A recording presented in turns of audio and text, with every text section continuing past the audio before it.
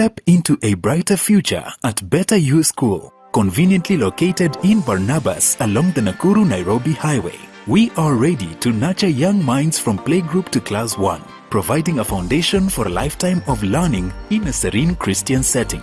Enroll in the ongoing intake and take a step into a world of discovery and growth. Located just 400 meters off Ruby's petrol station, on the way to Luna Hotel, we are at the Chosen Generation Church Barnabas Sanctuary. To secure your spot, call 0790-899-899 or visit us at the Chosen Generation Church Barnabas. Better You School, bettering your future.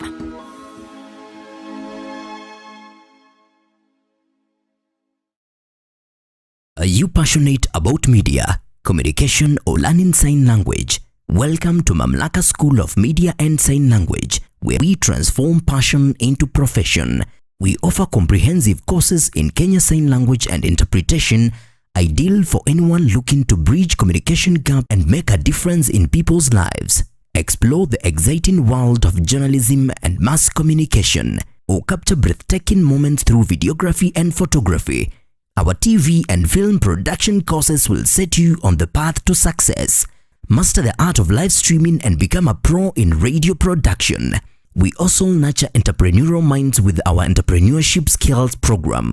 And for those eyeing international opportunities, we offer test of English as a foreign language. Enjoy flexible fee payment options tailored to fit your budget. Experience high-quality professional studies that equip you with essential skills. Benefit from attachment placements in reputable media houses, giving you real-world experience. Grow in an environment grounded in Christian values and a commitment to discipline, ensuring a well-rounded education. We are proudly hosted by Mamlaka Television and Chosen Generation Church. Enroll today and step into your future. For more information, call, text or WhatsApp us at 0700 899 899.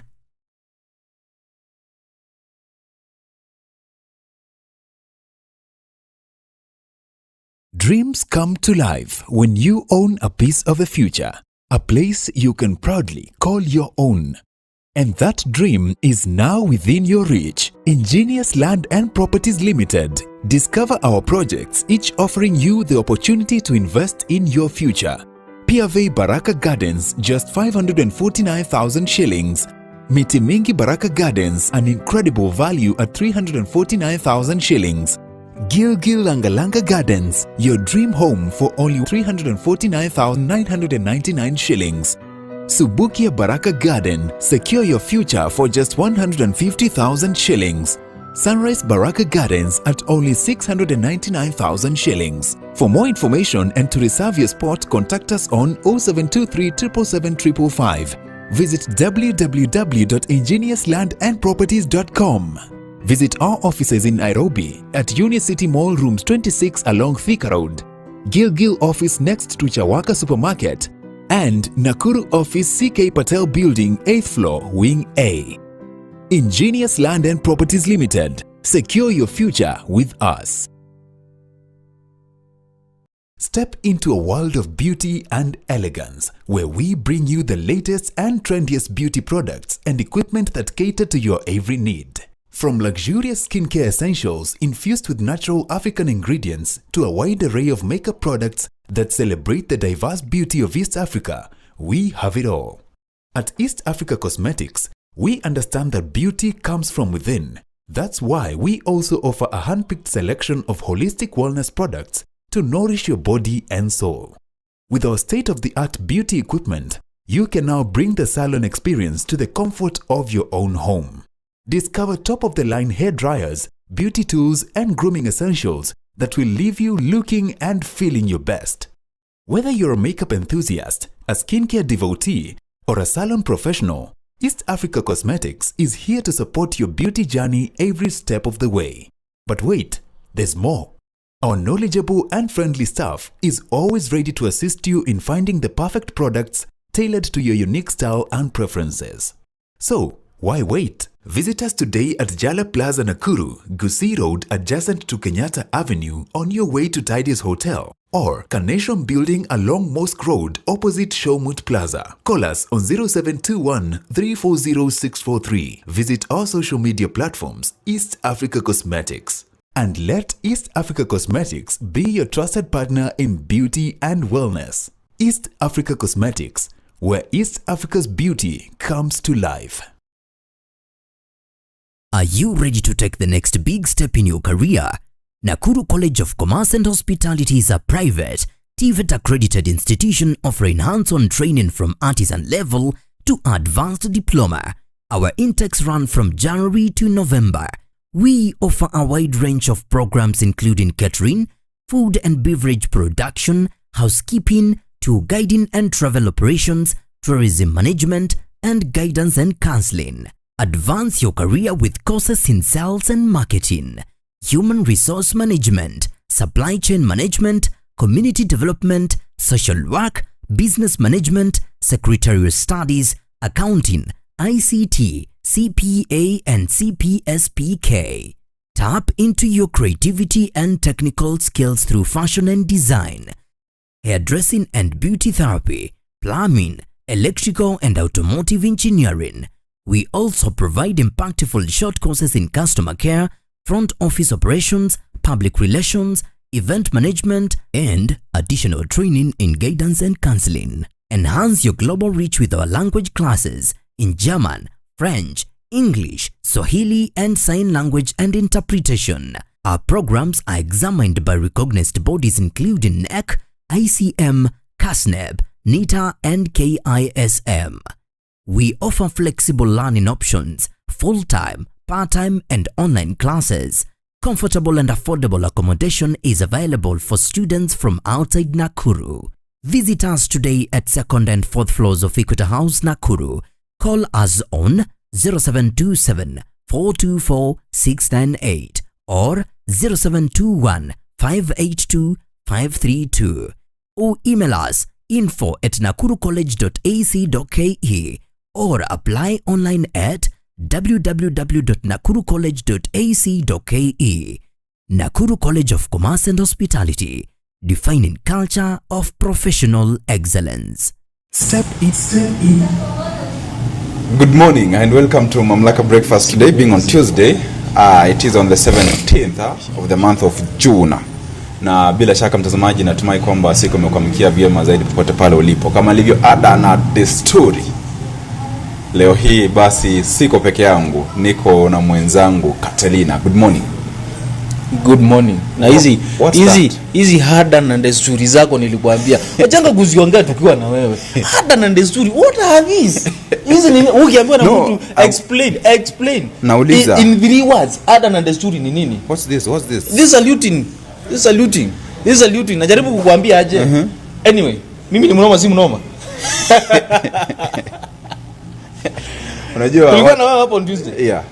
Na tulikuwa na wewe hapo on Thursday. Yeah. Na weekend ikakuwa mzuri. Yeah. Na tumerudi tukiwa wazima. Yeah. Mungu ametulinda, tunashukuru Mungu. Mimi ni mnoma si mnoma.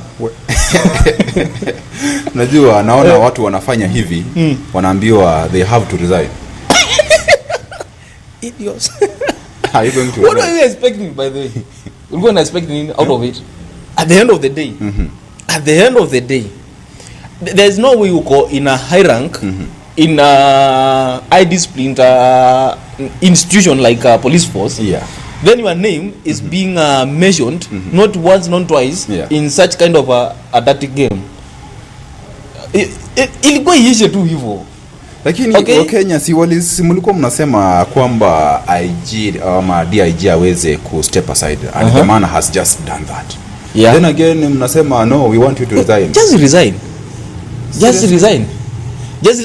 Okay, akirudi what happens? I'm just asking. Let me give you an example. This is a TBT kidogo. Yeah. Nitakupea story yenyewe yote on Thursday tukipatana hapa. Mungu atatufikisha hapa. Yeah. Nilikwambia siku moja, my uncle came home very late, like around 2. Yeah. And he was very drunk.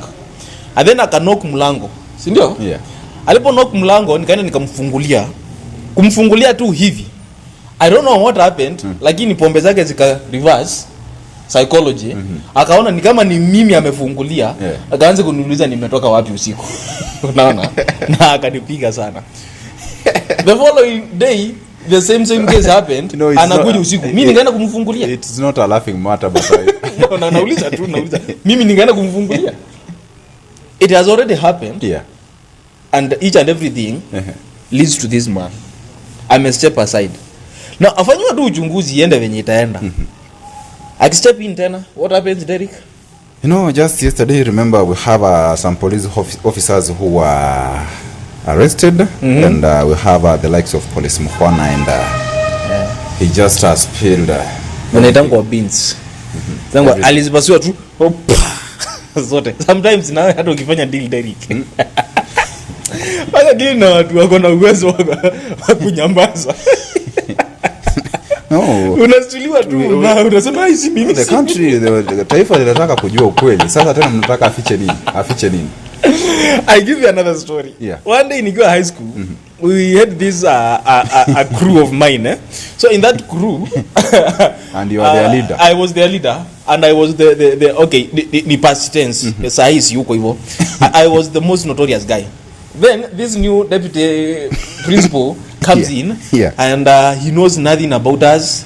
No, mwenye alikuwa anajua hao hata ukiwashika watakataa viboko na watatoroka. Sasa this one comes in, he knows nothing, na to hard on it, he does not care. So akatupata mahali hapo kwa hakuna mahali kwa tunakaa tukipiga kikamba yetu hapa, akatuambia kuja vyenye mko kujeni. Tulipoenda kwa staff room, the rule is ukifika staff room when you wako high school na when you washipitia high school they know what I'm talking about. Ukifika staff room tu hivi either ni makosa ama si makosa, wewe kneel down. You just kneel down. Sasa tulifika staff room bwana tu ku kneel down. My friend Depa alikuja akanifigure out, I don't know how, lakini aliniweka ngumi. Kuja kwa ngumi before I realize it's serious. Nilikuwa nimepigwa vizuri. Now the rest of the team haikuhitaji kuambiwa kneel down, wote walikuwa chini. Now if your leader amefinywa, if I were your friend that time, mimi hata singeenda office. Hawako niamini tena, sijaikuwa na crew tena hiyo time. Anyway, it's okay. Mtazamaji, karibu katika kipindi chetu. Leo ni siku ya Jumanne, tarehe 17 mwezi huu wa 6, na nikukaribisha rasmi katika kipindi hiki. Kumbuka katika kipindi hiki tunakupatia nafasi pia ya kuweza kuzungumza nasi. Unaweza kutuma ujumbe mfupi kupitia mitandao zetu za kijamii on Facebook Mamlaka Television, ama ukatumia nambari zetu za simu 0721899899. That is our WhatsApp number. Unaweza kutumia nambari hiyo kututumia ujumbe mfupi pale, na pia kupitia njia ya SMS, that is 0700899899. Unaweza kutumia nambari hiyo pia kuweza kuzungumza nasi asubuhi hii. Na pia mtazamaji, pia nikueleze kwamba kwa wale ambao pia ni wafanya biashara, tunakupatia nafasi ya kuweza kujiendeleza katika biashara yako na Nakuru College of Commerce and Hospitality katika sekta ya elimu. We also have Mamlaka School of Media and Sign Language na pia Better School. Na pia vile sitasahau kanda ya East Africa Cosmetics. Na leo basi nina ujumbe ambao ningependa kuweza kuwafikishia watazamaji. Haswa ujumbe huu tunawaelekeza kwa ndugu zetu na dada zetu ambao wako na changamoto za kimaumbile. Tarehe 4 mwezi wa Julai ama mwezi ujao kutakuwepo na mkutano ama kutakuwepo na kongamano ambalo litakuwa linahusisha watu ambao wanaishi na ulemavu. Watakuwa wanapewa huduma za matibabu kule Subukia tarehe 4 mwezi wa Julai. Nitakuwa najelea ujumbe huo wakati ambapo tutakuwa tunaendelea na kipindi, na bila shaka mtazamaji pia tutakuwa na fursa ya kuweza kuangazia habari kwenye gazeti zetu za siku ya leo. Pale mtandaoni we have The Star, na my friend ama my brother here Katina atakuwa anatuandalia gazeti la People Daily, nami nitakuwa naangazia gazeti la The Star na pia gazeti la Taifa Leo. Na kwa sasa mtazamaji, tunapojiandaa kuletea habari hizi, basi ningependa tuweze kuangazia our first advertisement, that is Nakuru College of Commerce and Hospitality. Are you ready to take the next big step in your career? Nakuru College of Commerce and Hospitality is a private, TVET accredited institution offering hands-on training from artisan level to advanced diploma. Our intakes run from January to November. We offer a wide range of programs including catering, food and beverage production, housekeeping, tour guiding and travel operations, tourism management, and guidance and counseling. Advance your career with courses in sales and marketing, human resource management, supply chain management, community development, social work, business management, secretarial studies, accounting, ICT, CPA and CPSPK. Tap into your creativity and technical skills through fashion and design, hairdressing and beauty therapy, plumbing, electrical and automotive engineering. We also provide impactful short courses in customer care, front office operations, public relations, event management, and additional training in guidance and counseling. Enhance your global reach with our language classes in German, French, English, Swahili, and sign language and interpretation. Our programs are examined by recognized bodies including NEC, ICM, CASNEB, NITA, and KISM. We offer flexible learning options, full-time, part-time, and online classes. Comfortable and affordable accommodation is available for students from outside Nakuru. Visit us today at 2nd and 4th floors of Equator House, Nakuru. Call us on 0727 424 698 or 0721 582 532 or email us info@nakurucollege.ac.ke or apply online at www.nakurucollege.ac.ke. Nakuru College of Commerce and Hospitality, defining culture of professional excellence. Naam, karibu tena mtazamaji. Hiyo imekuwa ni kanda ya Nakuru College of Commerce and Hospitality na wanapatikana katika kaunti hii ya Nakuru. Na bila shaka mtazamaji, sitakuwa nazungumza mengi kuhusu Nakuru College of Commerce and Hospitality kwa maana ama ifikapo saa 3 tutakuwa na director wa Nakuru College of Commerce and Hospitality, Madam Penina Ng'ang'a, tuweze kuzungumza mengi zaidi. Na iwapo basi wewe ni mwanafunzi, basi natumai kwamba utakuwa unafaidika na kwa mazungumzo ambayo tutakuwa nayo ifikapo saa 3. Catalina. Yeah. We are having Madam Penina Ng'ang'a saa 3. Saa 3 kamili atakuwa amefika hapa. Labda unatarajia aweze kuzungumzia nini? Number 1, since the last time tulikuwa na wao. Yeah. Tuelezea wameongezea nini? Na according to them, how are they faring? In terms of development, in terms of population of students, and how they are aiming to be better or best than the year today. And ningeuliza tu pia kama angeweza akatuelezea with this state of economy we are in, kuna wanafunzi obvious inafika mahali unapata yenyewe hajalipiwa school fees na sio kutaka yake, wanafanya nanga aje na yeye ili aendelee masomo. Sababu sio mara ya kwanza ama ya pili tumeona mwanafunzi amejoin chuo kikuu ama college, then in between somewhere school fees inakataa kutosha, and then ana step out. Sasa tunataka tujue kama wanapeana masomo yalipa mdogo ama kunaenda aje. Na pia hiyo inaitwa installments. Installments. You pay school fees in with installments. Usije hapo kunifunza kizungu. I literally know what I'm saying. What I'm talking about bwana. Lipa mdogo. Ni ile from this time up to this time utakuwa unatulipa hii pesa, then hivyo unaona. Most of the time unapatanga unaweza agree kwa kila mwezi nipe tu 500. Kwa kila mwezi nipe tu 500. By the end of the year unapata ushalipa school fees yote. Lakini this is a college, this is an institution. Kwa mwezi tuseme 500 itakuwa ni kiwango kidogo sana. Tuseme labda kwa wiki Kakamwe upeana hata kama ni 500. Upeana hata kama ni 500 hapo kwa wiki. Unanikumbusha siku moja tulianzisha chama mahali. Na kwa wiki tulikuwa tunapeana tu 100. Let me tell you one thing about what makes this kind of agreement become somehow hard. People are reluctant to comply with what they talk a lot of things that which they were so unapata ni 100 tu, so hata uifikiri dakika mwisho unakuja unapata nilisahau. Alafu sasa ukisahau unapata mahali umekumbukia tena landlord alikuwa kwako leo asubuhi akikwambia hujalipa maji, hujalipa stima. Sasa unapata hiyo agreement sometimes iko na issue, but anyway Madam Director Penina Nganga atakuja atuelezee hii mambo wanafanya aje. Namna hii ndio atuelezee venye kuko.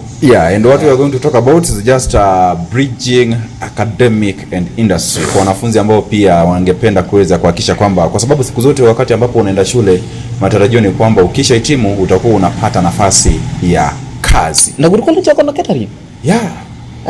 That's a big institution. Wako na catering? It's a big institution. Madam Penina Nganga, our director, sijui whatever you are supposed to do with this information, lakini kama mko na catering. Na unakuja sio si ni pale tu jamani, hapo tu kuvuka barabara. Unataka kuja na nini? No, whatever she decides to do with this information is entirely. Okay, fine. Now let's go directly to our digital newspapers.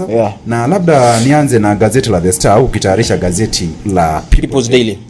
Now, these are stories that are making headline on the front page of The Star. We have the story on page number 5. It will be mandatory for police stations to have CCTVs, says Kipchumba Murkomen.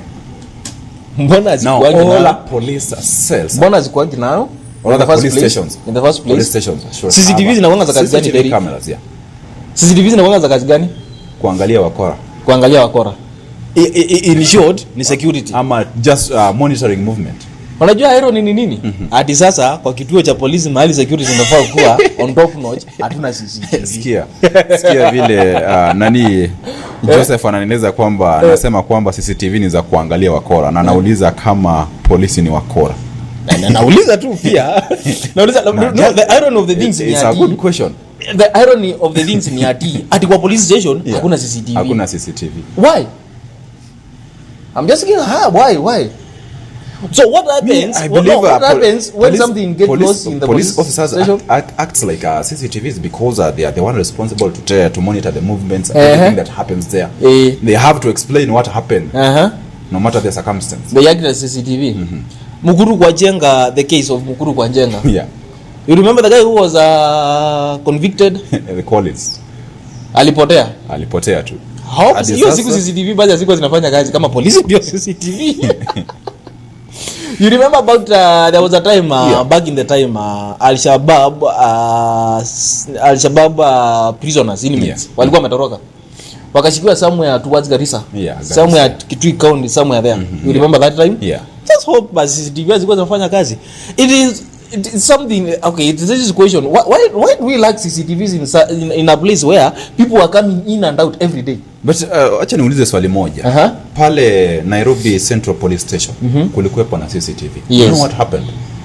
Kuna habari ambazo tumekuwa tukiziangazia. They paid an electrician to interfere with those CCTV. He just plugged out that cable ambayo ilikuwa hakikisha kwamba kila kitu kinaweza kuonekana. They pay someone, or they did what's the use of having CCTVs but at the same time you don't want everything that is happening in a police station to be known? Because everything concerning the Central Police Station as per now is fishy. Anything concerning Central Police Station Nairobi right now, it is wanting and raising questions after questions after questions after questions. Okay? Yes. You heard the OCS say kuna alipigiwa simu na nini na DIG akaambiwa kuna mfungwa anakuja pick some prisoners wamshughulikie. You heard that? Okay?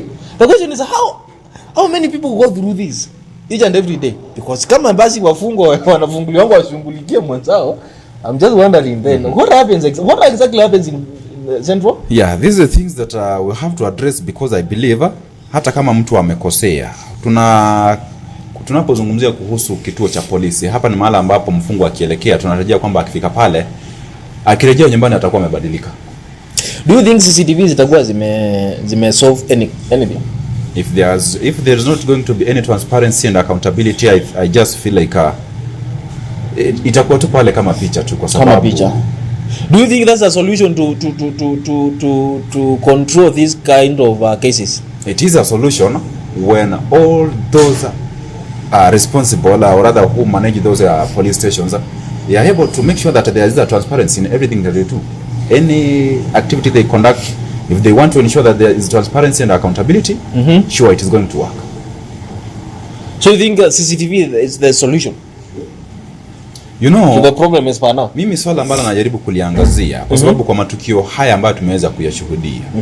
Kwa mfano haya matukio ambayo tunasema kwamba bwana Albert Ojwang aliweza kupigwa, labda tuweze kuona alipigwa na akina nani. Yeah. Ili tunapozungumza na kusema kwamba watu haki iweze kupatikana, watu waweze kukamatwa, tujue yule ambaye anakamatwa ni kweli tumemuona na ni yeye ambaye aliweza kuhusika.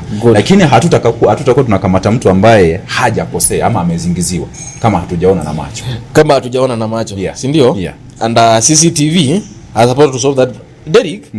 Okay, CCTV was one of the things zenye zinafaa zikuwe to control this kind of behavior, Derek. Yes. In the other hand, I think we need to, I don't know, kama ningekuwa in a position, ningerudisha watu kiganjo mimi. Ningerudisha watu kiganjo, tuwakumbushe you guys, kazi yenu ni hii. Sio hii. You understand? Yeah. Cause Derek, it raises a lot of question. If police is trained to protect me as a citizen, it's the same police who is coming to kill me. There's a mix-up somewhere. Yeah. Derek. Okay? Someone is either giving wrong commands or someone is just acting out of, I don't know how to call because, it, or he or she thinks that I'm above the law. Yeah, he has power. He or she has she has power. Yeah. He or she thinks that the law does not bind me. I mean, I'm above it. You know, kuna wakati ambapo tumekuwa tukijadili haya masuala ya maafisa wa usalama, na wakati upi ambao polisi anaweza kutumia silaha ambayo ako nayo. Labda kama yule ambaye anaenda kumkabidhi ameonyeshana hali ya hatari ama alijaribu kumshambulia pia, hapo anaweza kutumia nguvu. Lakini katika seli ya polisi, ambaye yuko chini ya polisi, hana mshipi, hana kiatu moja, umemtoa shati. Ana hatari gani huyo sasa? Huyo ana hatari gani? Then kama hapa ndani nas alijigongesha ukuta. The story is on the back page of the Star newspaper, and we are being told that it will be mandatory for police stations to have a CCTV cameras, says Kipchumba Murkomen. Huyu ni waziri wa usalama humu nchini. Now this is our headline, and the story is on page number 4 and number 5 of the Star newspaper. Lagat gives in. DIG steps aside over death of teacher Albert Ojwang. Finally. And I say this. The man has stepped aside. No. Just resign. Sio maneno yangu? Yeah. Ni habari. But the thing is, ambazo zimepewa kipaumbele kwenye gazeti la The Standard. Just resign. Can we deal with you as a civilian now? A suspect? Because you have already received in tuko na habari. Yeah. Polisi mkwana amesema kwamba that directive came from the DIG. Sana ukifanya deal na watu wenye hawezi. No, this is not about deal. Unasuliwa tu sasa huyu na yeye ni nini? But anyway, uwezi kuniambia Catalina kwamba at this time we are talking about justice. Someone was to then you want to say that someone was to be how do I put it? Someone was to be slaughtered for nothing. Someone was to be given as an offering. Chenye polisi alifanya, alikataa tu. Alisema mimi si mjinga. Mimi nao sitafungwa na kitu sijui. Mimi nao sitafungwa na kitu yenyewe. Si mimi nilifanya. Ni swala la kufa dereva kufa makanga. Mimi kama naenda chini tunaenda chini wote. And I think he is very right. And in other side he is very wrong to have accepted to do whatever he was not to do, because that was wrong. That was against the law. He never questioned it. Mbona haku question? Mbona hakukataa? Mbona yeye hakufuata sheria venye inafaa kufuata? Unajua, I've been asking myself, kwa vile tumeona hawa wenzake wakati ambapo kesi inashughulikiwa, endapo wewe ni mshukiwa, swala la kwanza linakuwa ni lipi? Unakamatwa, unafunguliwa mashtaka. Kama utaachiliwa kwa bondi, hilo pia linaangaziwa pale. Lakini sasa kwa vile tunaona DIG ameweza kuhusishwa na kesi hii ambayo tunaizungumzia na ameweza kutajwa na bwana Mkhwana, basi tuone pia akikamatwa basi tuweze kuona akijibu mashtaka, kwa sababu Liliza Zair anafaa kuwa mahali. Kwa hii kwa sasa ameletewa Gachai na Thamos. Ni mshukiwa. Why is he even later in around? Derek. And I remember asking you this question. Now let's say now we are at the place where we are. I think this was the place each and everyone wanted us to be. But now, Derek, Do you think maybe chenye kimefanya polisi wa state kumkamata ni kwa sababu he is the boss? No, he's not just a boss. He's just a deputy. He's just a deputy. He's just a deputy. They have their boss. Yeah, but he's a deputy of the boss. He has authority. He has authority. Do you think like kuna ka process kanaenda pole pole mahali? We saw when Kaspoon MP yeah was shot. I remember the other day CS Murkomen was giving update after update after update. I don't know what is happening with this case. Leave alone Kaspola. Remember Mr. George Koimburi, MP for Juja?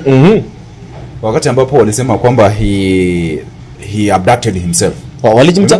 Waliona wakati DCI waliweza kufanya kazi within hours mpaka tunajua alikunywa chai wapi, tunajua ni gari gani imembeba, tunajua as per now Derek. Na hao watu wote wenye walikuwa wanahusishwa na hiyo ni watu tukiongea wote walikuwa ndani, si ndio? Derek, as per now we are talking about some junior police officers ndio tu na nini. Why is Mr. Langat loitering around Kenya and he is a danger to people? With everything that is happening, sometimes the public will tend to believe whatever comes out from the mouth of a former deputy president Rigathi Gachagua.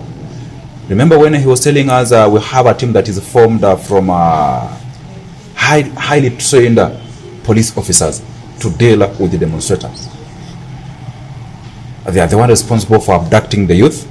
Akakuja akatuweza kwamba it is a team of 101 if I'm not wrong, and I stand to be corrected because I'm not sure of the exact number. This is just the words of the former deputy president Rigathi Gachagua. Na tuseme kwa mfano iwapo basi anasema kwamba kiongozi wao anatoka pale juu kwa afisi ya rais, are we safe? No, I'm just asking. Since ni stories zenye ni maswala ambayo pia tunasema kwamba we have no proof one two, Derek, they are words of the mouth. Now words of the mouth most of the time they tend to be not so true but not so far from the truth. And again we are talking about Rijiji. Rijiji have been talking things, some have come true, some are not yet. I think we should be careful, Derek.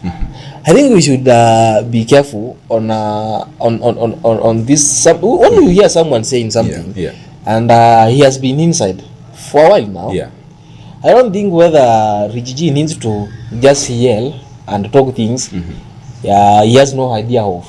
He might lack facts, but to be honest, it's hard for him to lack an idea. Okay. But again, remember we also had former Attorney General Justin Muturi. He also said when his son was abducted, and he had to call some few people including the president. Now the question is, do they know what is happening? I'm telling you these and who are these people? These are guys from inside already. They have been there, not for a little while, but they have been there. Now, Derek, they might lack some facts to show. Justin Muturi might lack a hard proof to show that I called Mr. President and this is what Mr. President told me. Okay, he might lack that. But he's not lacking an idea. Okay, he's not lacking an idea of whatever he did. Okay, because he did it. Okay, we are talking about Gachagua, former deputy president, someone who has been in the State House, someone who has been inside. He knows probably in and out and the plans of the government. He was there when the government was planning the 5-year plan. He knows from here to here to here to here to here to here. He has been there, Derek. He might lack facts, but he is not lacking an idea. He is selling as an idea, which might might not be true. Now this goes to the government. It's something we should also sit down and ask ourselves at capacity and the levels of how we have been seeing our government behave and act towards us as citizens, how they have been treating us. Might it be, to be honest, Derek, tujiulize tu serikali venye imekuwa ikihack, serikali zile cases imekuwa ikihusishwa nazo, extrajudicial killings, abductions, Derek, watu wanapotea tu then wanapatikana mahali wameuliwa. Might it be true? You know, I've been trying to figure out, or just to think in my own understanding, kwa serikali ili kuweza kujiondoa kwa haya masuala ambayo umma inajiuliza, ni wakati ambapo lazima waweze kuhakikisha kwamba kwa kesi ya bwana Albert Ojwang na kesi zinginezo ambazo labda zipo na labda hatujasikia kwa sababu hazijarekodiwa, ama zipo lakini hatujaziangazia kwa vile namna hii ambayo tunaweza kushughulikia hii ya bwana Albert Ojwang, serikali iweze kuhakikisha kwamba kwa wote ambao wameweza kuhusika waajibishwe kwa mujibu wa sheria. Isiwe huyu amekuwa ni afisa wa polisi, huyu alikuwa ni mfungwa alihusika katika mauaji ya bwana Albert Ojwang, ama yeyote ambaye aliweza kuhusika pale, wasiangalie yeye ni wanamna ama ni wa kiwango kipi. Sheria iweze kufuatwa ili kuweza kuhakikisha kwamba familia inaridhika. Then another question, swala ambalo linajitokeza hapa ni kwamba wakati ambapo tukio hili linatokea, then after 1 year, 2 years, 3 years, do they know what happens with the family? They don't even care, Derek. They don't even care. Yeah. You will be surprised to realize now the people who are getting in the space of this father of Albert Ojwang and trying to feel the pain this now because parent is feeling, they are less. They are less, including the high ranked people. Our boss wetu wana nini? They really don't get whatever they did. Remember those two? They really don't realize whatever they did. They don't know. They have no idea. And I will tell you this why, Derek. A parent kama kabisa uko na mtoto mahali, kitu huwezi taka kiapenie mtoto wako, huwezi kufanyia mtoto wa mzazi mwingine, because I believe humans when tumeumbwa, we have humanity and we ask ourselves questions, Derek. Yes. But I think now in the place of power, people tend to think that they are superior and that they can do and act anyhow and how they want. Now, Derek, whatever happened to these parents of Albert Ojwang, to be honest, as Kenyans, we are sympathizing, and as Kenyans, we are trying to fit in the pain of this father. But you know the truth, Derek, the bare truth is that we can never understand how this man is feeling. You know, we can never feel how this man is feeling. Whatever he is feeling, how he is going through Nairobi. I was watching the interviews from the day. This man has been walking around Nairobi with one jacket. One jacket. You are telling me now, Derek, if they ask themselves what happened to the family after 2-3 years, Derek, you want to tell me even a single leader ajaona that man amekuwa akitembea Nairobi na one jacket? Hata basi wambadilishia nguo basi.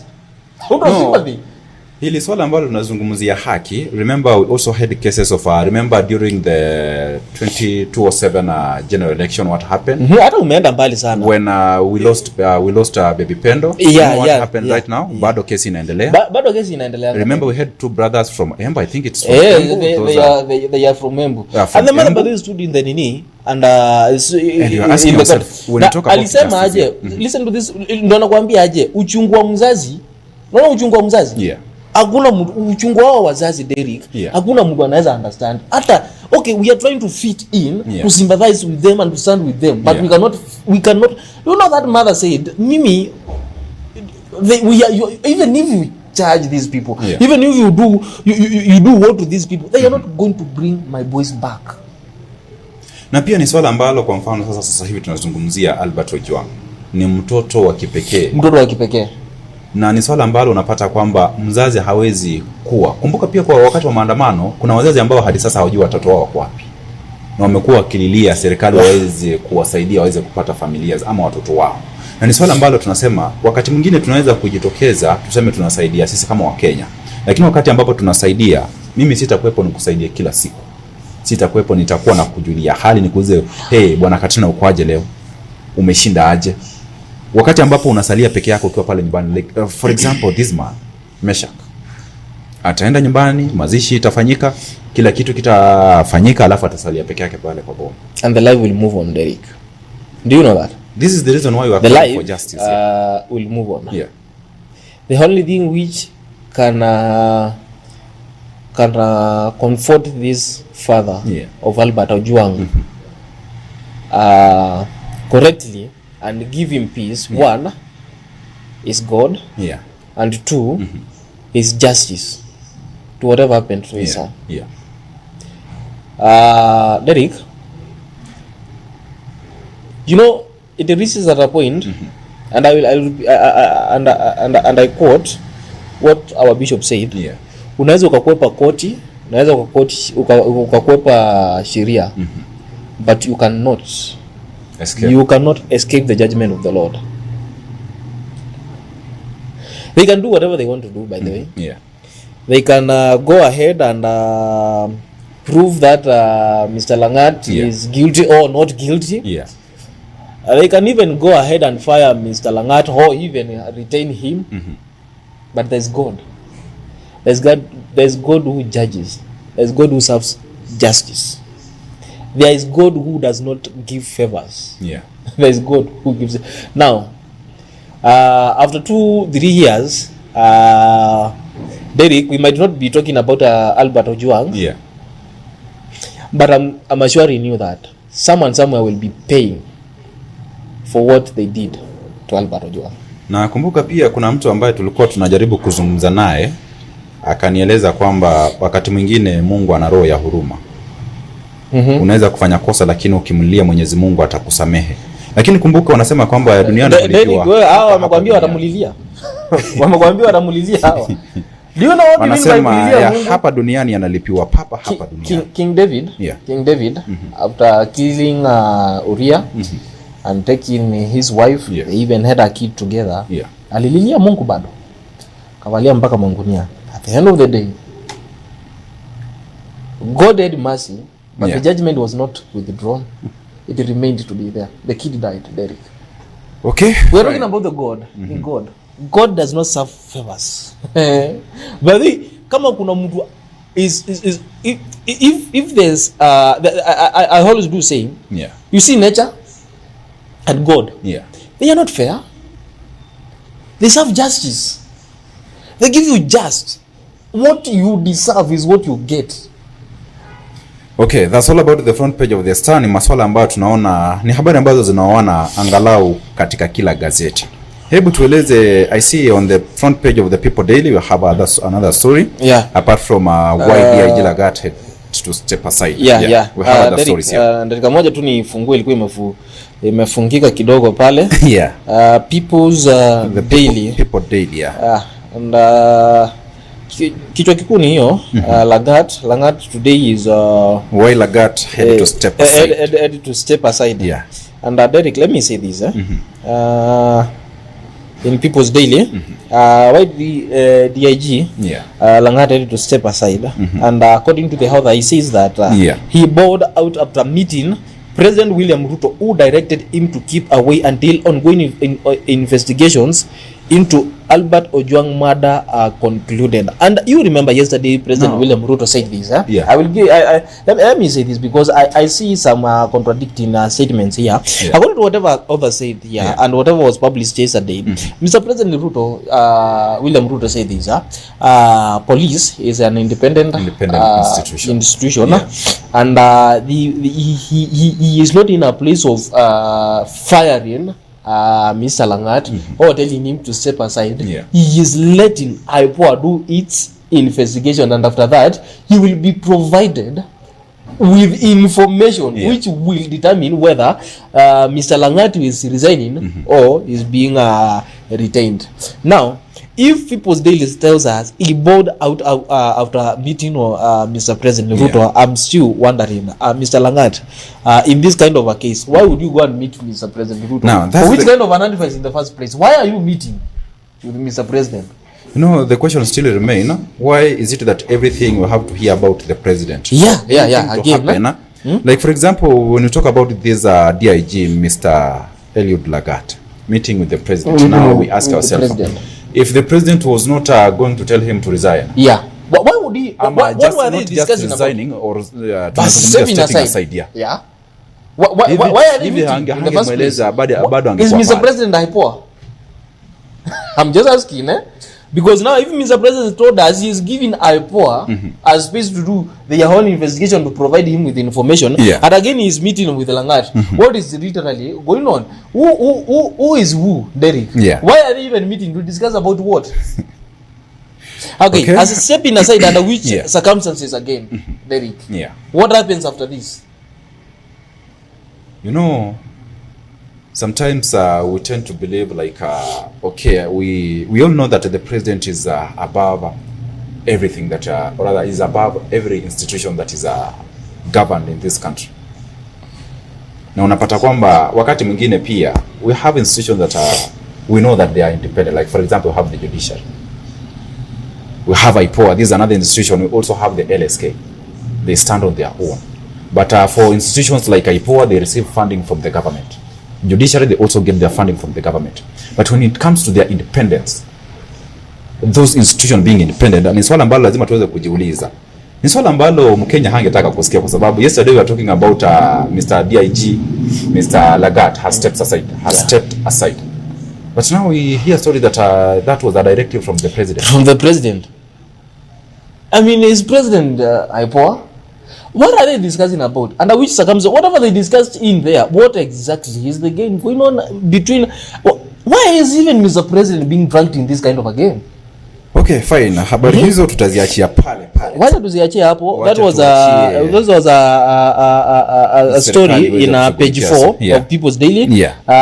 Kwa mengi zaidi unaweza ukachukua your copy and I will go to the story in page 6. Yeah. And it is a shocker for civil servants. Yeah. As state now introduces new degree requirements. Derek, hapa kuna watu ambao sasa kulinganisha na wao mahali wamekaa tu wanajua at this position surely masomo yangu sasa hainiruhusu kuwa hapa. Derek, do you think it's fair for you to hire me and then in between the nini you start asking requirements zenye huku ask in the first day? Because nitazitoa wapi na no, this is a shocker for new. I think for new civil servants. Wale ambao watakuwa wanaajiriwa. Now, Derek, it has reached at a point. As it is at a point, let me just address this. It has reached at a point where it will be very wrong for any person to be judged according to what he did in school. It has reached at a point, Derek, where now, if we start judging people by degrees and the diplomas and the certificates they got in school, we are very wrong. We might end up having a country which is doing literally nothing just because we believe that education gives you intelligence. We have very intelligent people, Derek, who never went to school. And we have very foolish, stupid people who went to school. But again, I have to tell you, right now, yesterday I was talking about a story where the highest paid CEO earning a total amount of 0.5 billion shillings. You cannot tell me that person alienda shule, mtu kama huyo iwapo angesoma angekuwa anapata kiwango hicho cha mshahara. I will give you an example. I will give you an example of this man of softwares and what's the name of this guy? He never went to school. The guy dropped out. He did things, Derek, which up to now we enjoy. Look at the big people and big fishes who are into business, Derek. Most of them never went to school, Derek. And they have ideas if which they are given a platform to exploit them in a certain area. The public will be somewhere bigger.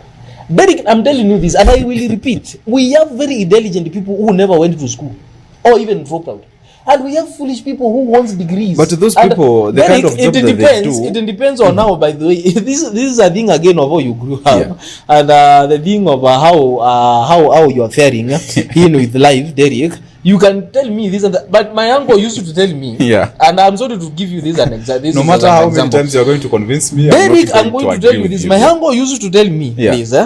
Mujinga ni mujinga hata akipewa degree bado ni mujinga. It's like telling me now, Derek. I'm not going to argue with you because on that. Derek, because I'm old enough, I have my 70, 80 years there. Then automatically I'm wise. You know, it's like telling me that. This issue like telling me that. It has reached at a point where Derek now, we should not be asked, what did you get in school? Rather, what can you do? It's the right question. Allow me to answer you that question. When you talk about shocker for civil servants, as now the state introduces new degree requirements. I think we'll have a case of those people who have forged There are documents. We also have a case of a pilot who flew an aeroplane. No, wait. For years. Na yeye hata alikuwa na stakabadhi, lakini swali ni alikuwa we still have a case of a lawyer. This question, yeah. We still have a case of a lawyer. Mwenye ameshinda 15 cases. 15 good cases zake zote ziko 15 na hajawahi soma na hajawahi somea law. Mimi hata nataka kuonyeshwa hao wenye walishindwa na huyu jamaa mmoja. Wacha nikueleze. The way you are arguing that point, allow me to tell you this. Nipatie tu nafasi ya kueleza. But don't convince me that education is everything. Wacha nikueleze. Of course education is good. Education is good. Is not everything, but education is the only thing. Come on. Huwezi kumchukua mtu ambaye haja kanyaga darasani mweke katika benki anaandia kama manager pale. Derek, it is okay with that. How is that man going to communicate? It is okay with that.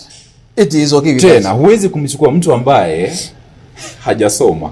Unataka umpeleke pale university akafunze wanafunzi ambao wanasoma commerce, economics. That's why I'm saying this, Derek, education is good. Yeah.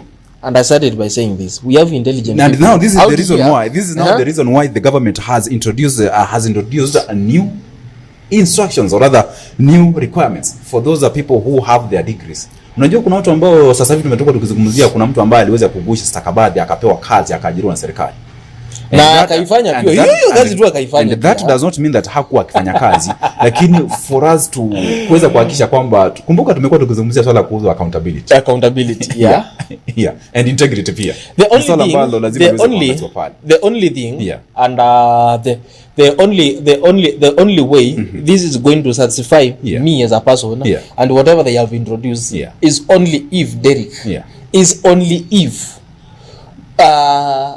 Derek, these requirements they are asking, because I know these requirements, there are a lot of people again, Derek, who are very learned and they are very intelligent at the same time, and they have their papers, very good papers, Derek, and they still don't have jobs. Okay, it will satisfy me if it favors these people, and these spaces be given to the people who deserve it. Okay, right? I was just going around ndio uchaguliwe kuwe MP unafaa kuwa nini na nini. Nauliza tu sababu I was good. I love history. And after the election of 2022 pale wakilishwa kiapo wanaongeaga kizungu.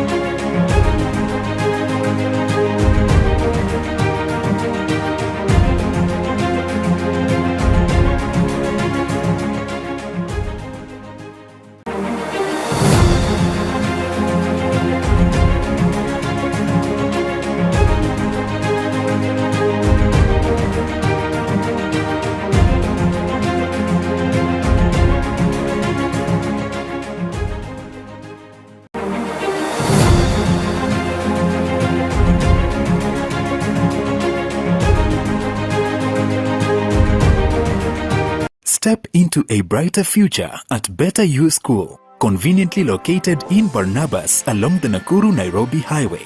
We are ready to nurture young minds from playgroup to class 1, providing a foundation for a lifetime of learning in a serene Christian setting.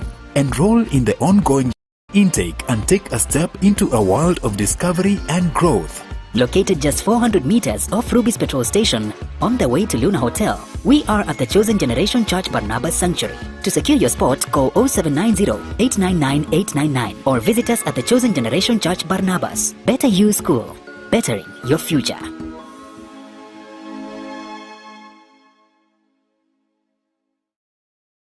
Are you passionate about media, communication, or learning sign language? Welcome to Mamlaka School of Media and Sign Language, where we transform passion into profession.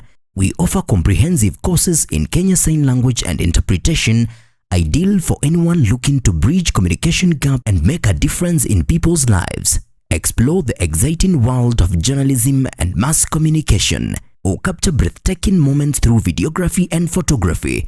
Our TV and film production courses will set you on the path to success. Master the art of live streaming and become a pro in radio production. We also nurture entrepreneurial minds with our entrepreneurship skills program.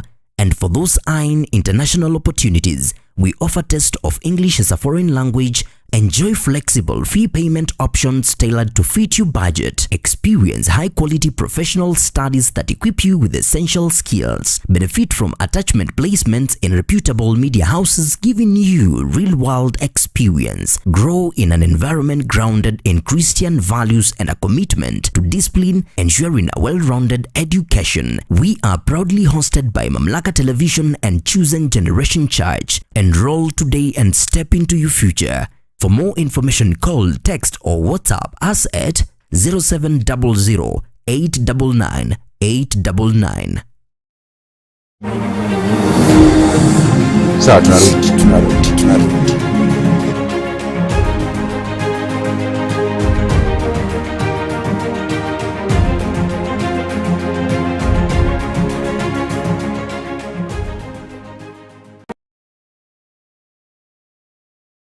Samahani kwa tatizo ambalo limeweza kutokea, lakini ni washukuru sana waelekezi wetu, wameweza kuhakikisha kwamba we are back and we are live pale Facebook na pia kupitia YouTube, mtandao wa YouTube, and we are also live on Mamlaka Television.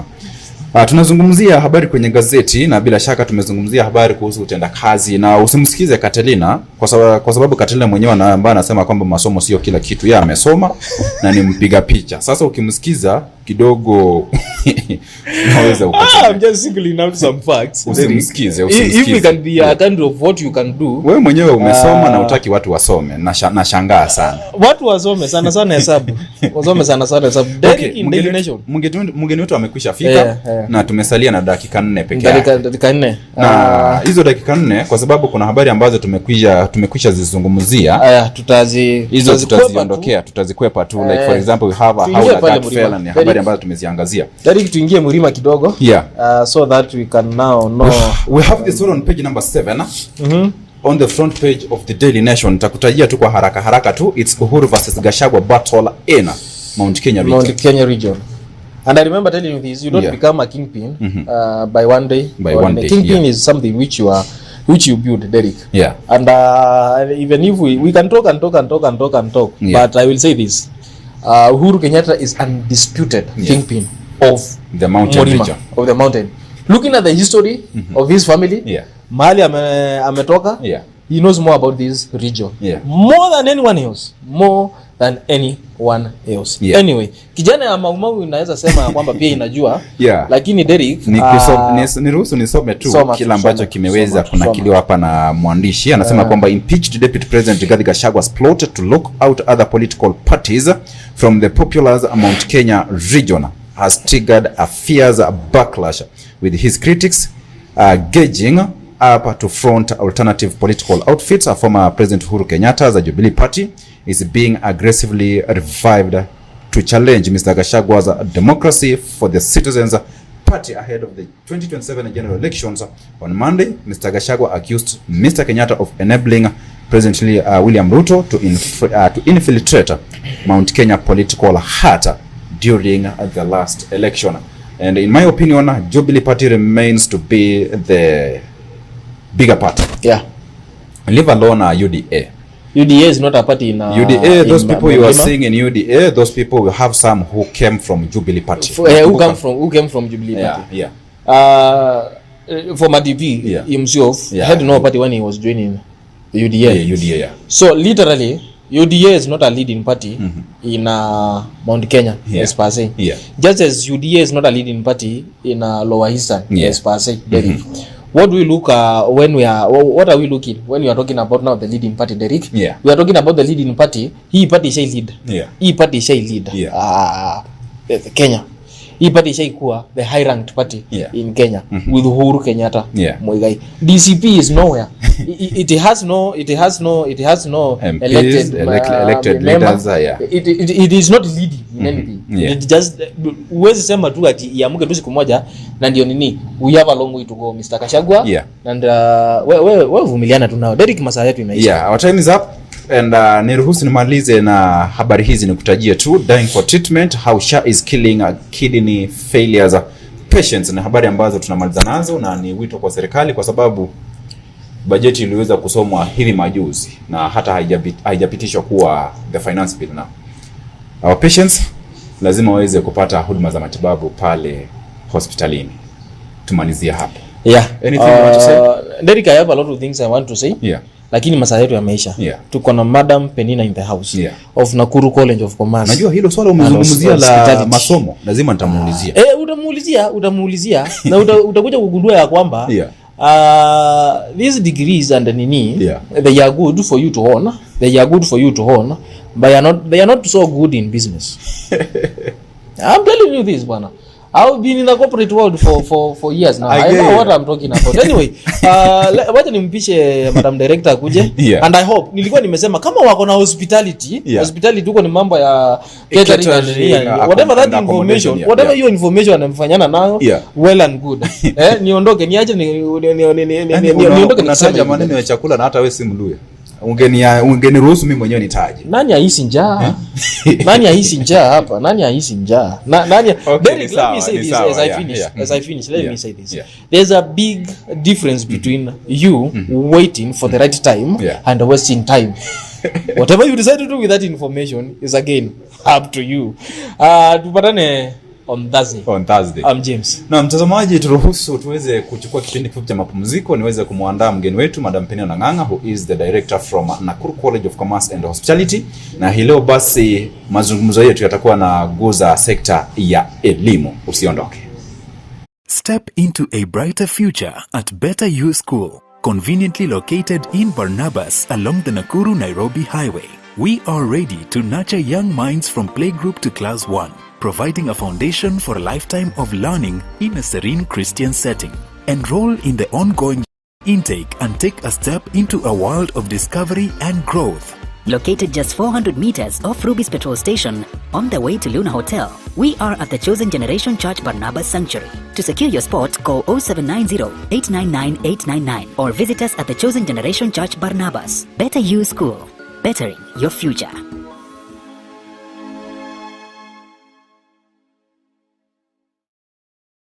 Are you passionate about media, communication or learning sign language? Welcome to Mamlaka School of Media and Sign Language, where we transform passion into profession.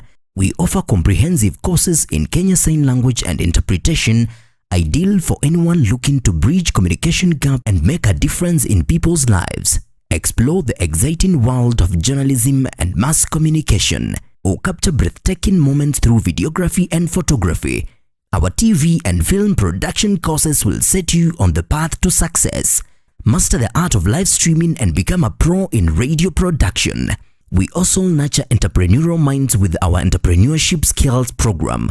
And for those eyeing international opportunities, we offer test of English as a foreign language. Enjoy flexible fee payment options tailored to fit your budget. Experience high-quality professional studies that equip you with essential skills. Benefit from attachment placements in reputable media houses, giving you real-world experience. Grow in an environment grounded in Christian values and a commitment to discipline, ensuring a well-rounded education. We are proudly hosted by Mamlaka Television and Chosen Generation Church. Enroll today and step into your future.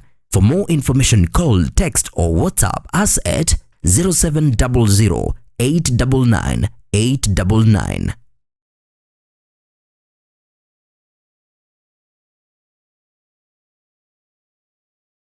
Dreams come to life when you own a piece of the future, a place you can proudly call your own. And that dream is now within your reach. Ingenious Land and Properties Limited. Discover our projects, each offering you the opportunity to invest in your future. Piave Baraka Gardens, just 549,000 shillings. Miti Mingi Baraka Gardens, an incredible value at 349,000 shillings.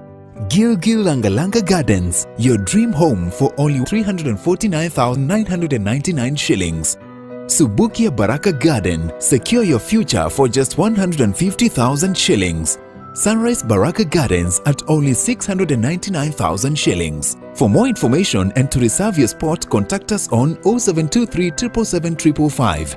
Visit www.ingeniouslandandproperties.com.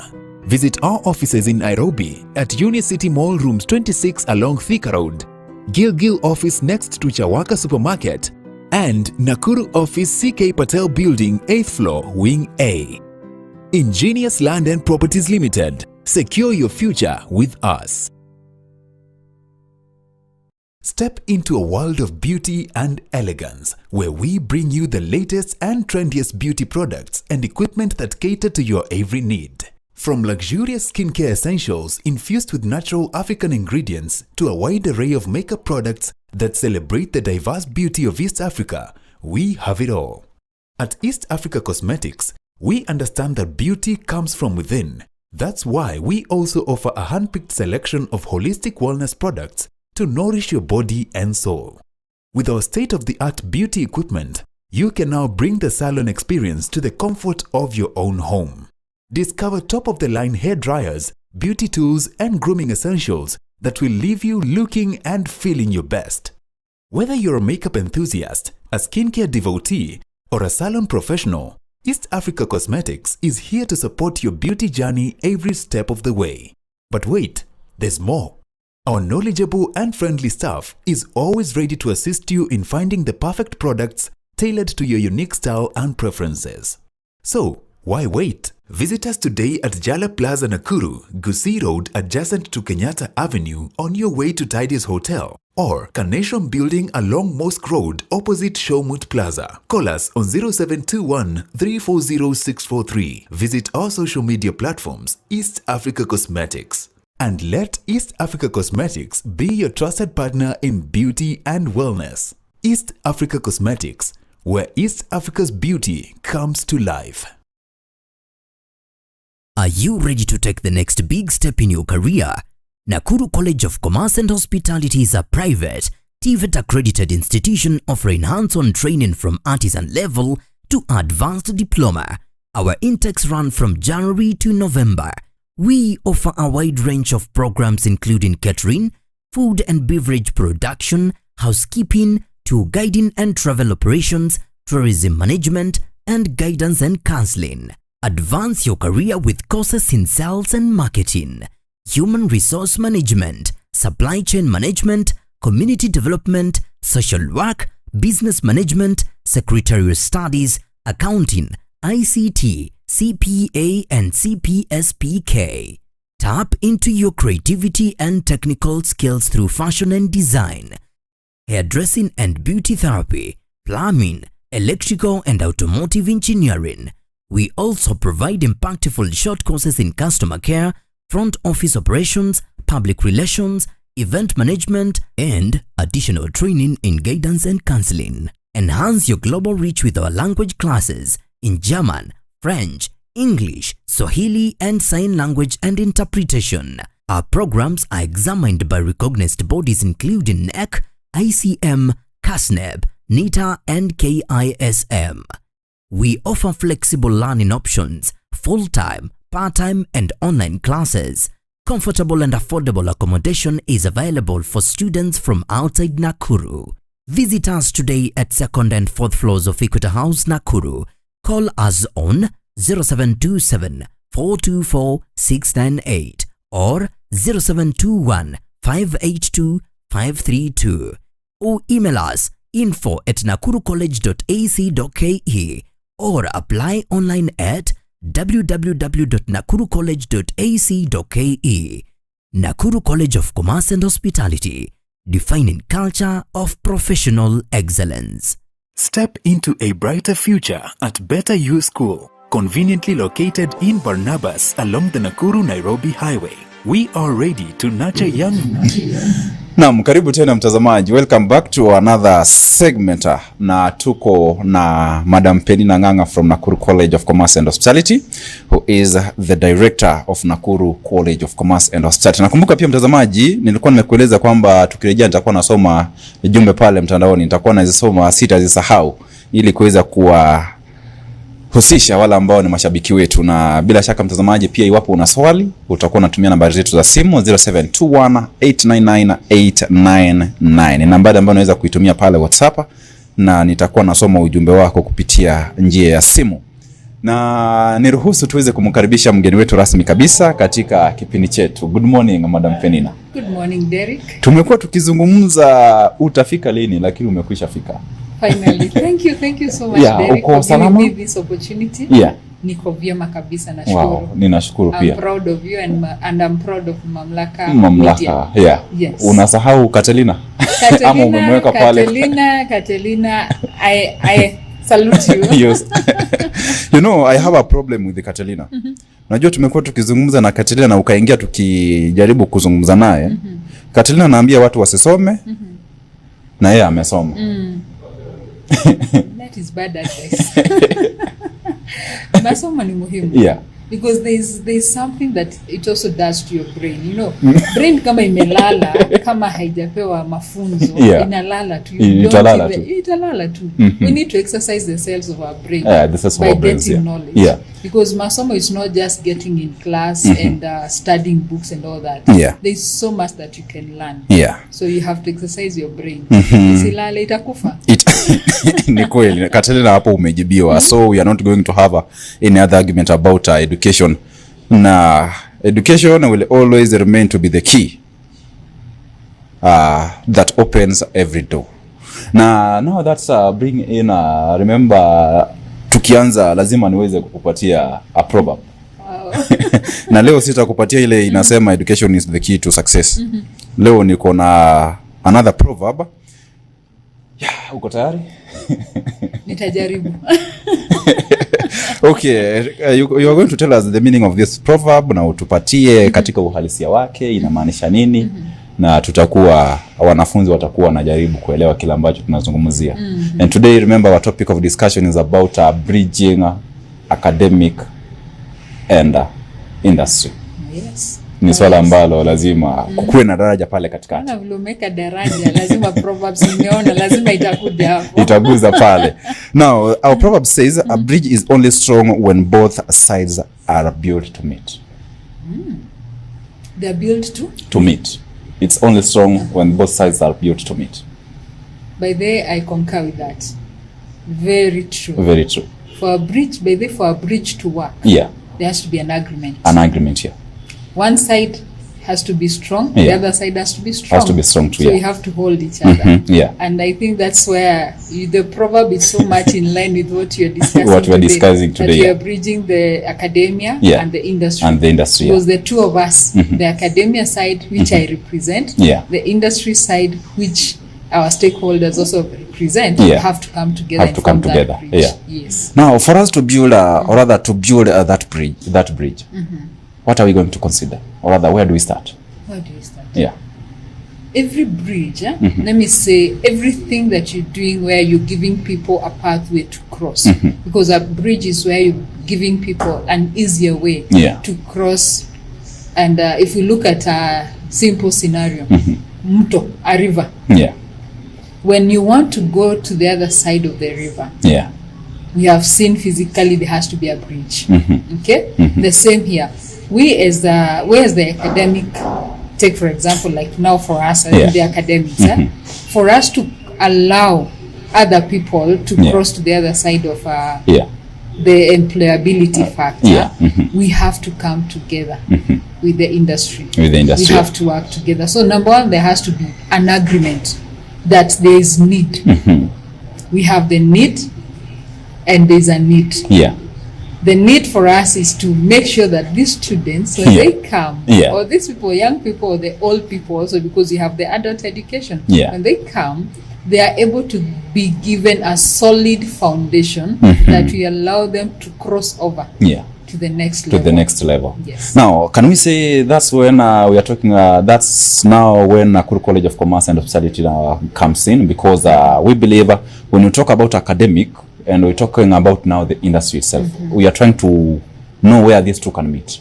Now, can we tell the people that are now, this is when Nakuru College of Commerce and Hospitality is coming in as a place where that it joins the students with the industry now? Exactly, because number one, you find that there's need for a space whereby people can come in and get skills that can make them move now to the workplace. To the workplace. So Nakuru College has come up with with a channel. It's let me call it a channel. It is a channel, yeah. Through which people can come in and learn things that will make them propel to the next level. Yes. Wow. Now you as now the director of Nakuru College of Commerce and Hospitality, can you please tell us your role, what you do to make sure that now you are acting as the midpoint? It is not now it is not about the bridge, but it's now the meeting point here. Okay. Yeah. Nakuru College of Commerce and Hospitality, number one, is a private TVET institution. Yeah. Registered by the Ministry of Education. Yeah. And under the TVET. Okay? Yeah. Because why are we under the TVET? We give skills to our students. We have the technical courses and we have the business courses. And apart from that, you'll find that any time a student comes in the institution, we have those channels, or we have a platform whereby we have to assess what is the need for this student. Because you'll find there are some students who will come, they have no idea what they want. You see? Yeah. So that is where we start our journey with any of our students. Of course, there are those that will come and they already know what they want. Yeah. They have all that in them. But what about those students who have no idea where they start, what to do? So we have to assess them. How do you assess them? Number one, you have to know, what is this student passionate about? There are people who may never understand what they possess until you ask them, what do you think you like? What do you engage in most? Then they start getting to know themselves. So the journey for education starts with you identifying yourself. And us as an institution, we are always there to assist this young person to identify himself or herself. Because it will be easier now to start the journey for this student. So actually, now I'm good in cooking, take for example, or I love traveling, I love making clothes, designing clothes and all that. I love designing people's hair. I need to make their faces look beautiful, you know. So those are things that now we establish and gives now this student a place now to start from. A place to start from. Now, because we have been talking about students who want to pursue different courses. And now we also have to understand your inspiration. Because you not just sit down and decide that today I'm going to open this institution called Nakuru College of Commerce and Hospitality. What was the most thing that you look up to and you feel like, when I do this, I think I'm going to help my students? Let me say that for me, it came in as a passion. As a passion, You know, the moment I started relating with the students, I was employed some time back also. And I happened now to get in the academics. I was initially in the hotel industry, but later on, when I got a chance to get in the academics, I think I got a lot of fulfillment in that. Just relating with these students and seeing the transformation that they get. Somebody comes in when they are still very new, very young, their minds are still not yet so open. Then later on, after a year or 2 years, you find the students graduate. They move to the industry or in the marketplace. Some getting self-employed, some getting employment, and meeting them along the corridors in the workspace, and you're happy. So it really fulfills me. That is what from that onset, it brought that thing for me to start an institution. Just the realization that there is transformation that is coming out just by giving somebody a platform to just grow. And again, I can say God has also given me a gift whereby I'm able to counsel so many young people. They would come with issues of life and all that. So we give them, of course, a holistic approach pertaining issues, be it in the marketplace, because I've been in the marketplace. I know we have interactions. As an industry, definitely I cannot work alone. Nakuru College can never work alone. We have to interact with people who are already in the industry. We call people in the industry, just come and give a talk to the students. We even go to forums that are organized, like we had a forum that was organized by Nakuru Business Expo.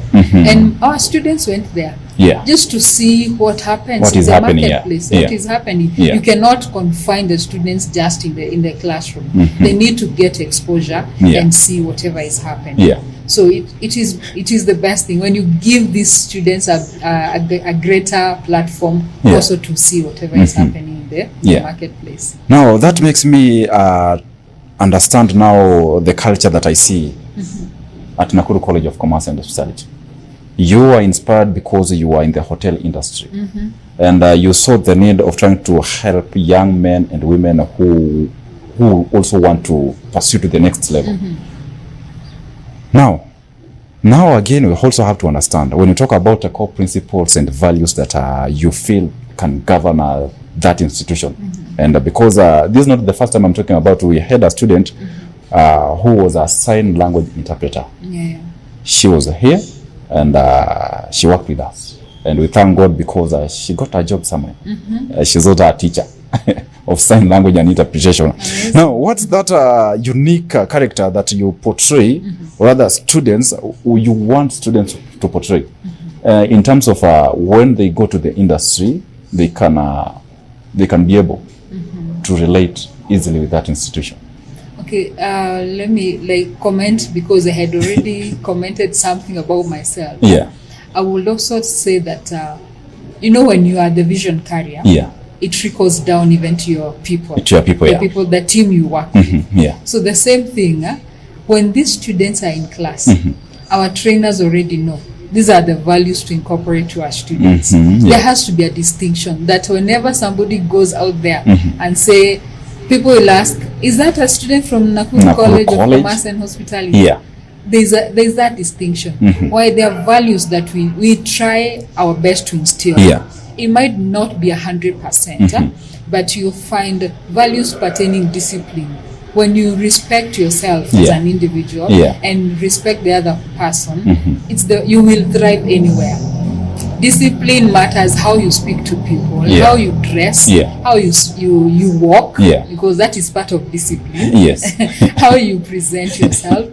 Those are values that we try as much as possible to incorporate to them. And apart from just the normal values, there's the spiritual values. Okay?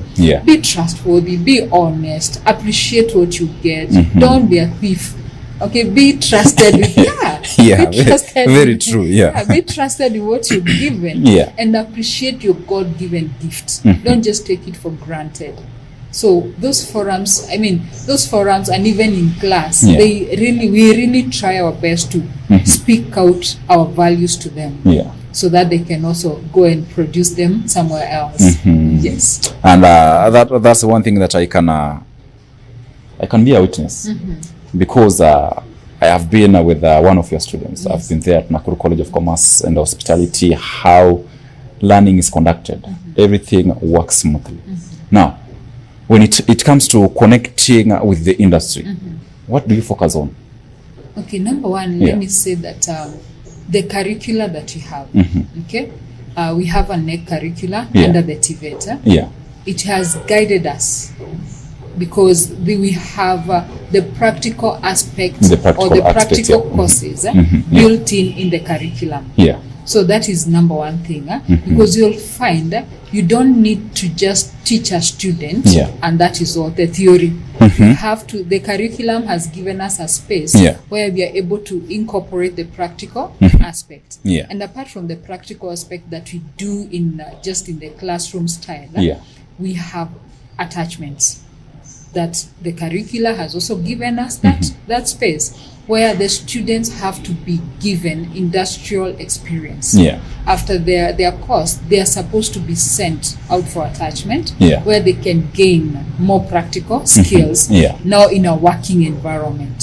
So that is one thing that really helps us as an institution, and also prepares our students for employability factor. Yes. Wow, that's good. And because before we get now to the industry, there must be a preparation part. Remember, we have a student who has just ametoka nyumbani na amefika pale Nakuru College. Hiyo shia amekuwa akisikia kwamba life in college, maisha yanakuwa tofauti, life is different. Now anakuja na expectations. Definitely, it is true. And apart from expectations, some come with culture shock. Yeah, culture shock. Yeah. Yeah, because you're giving them some equipment. Take for example, somebody.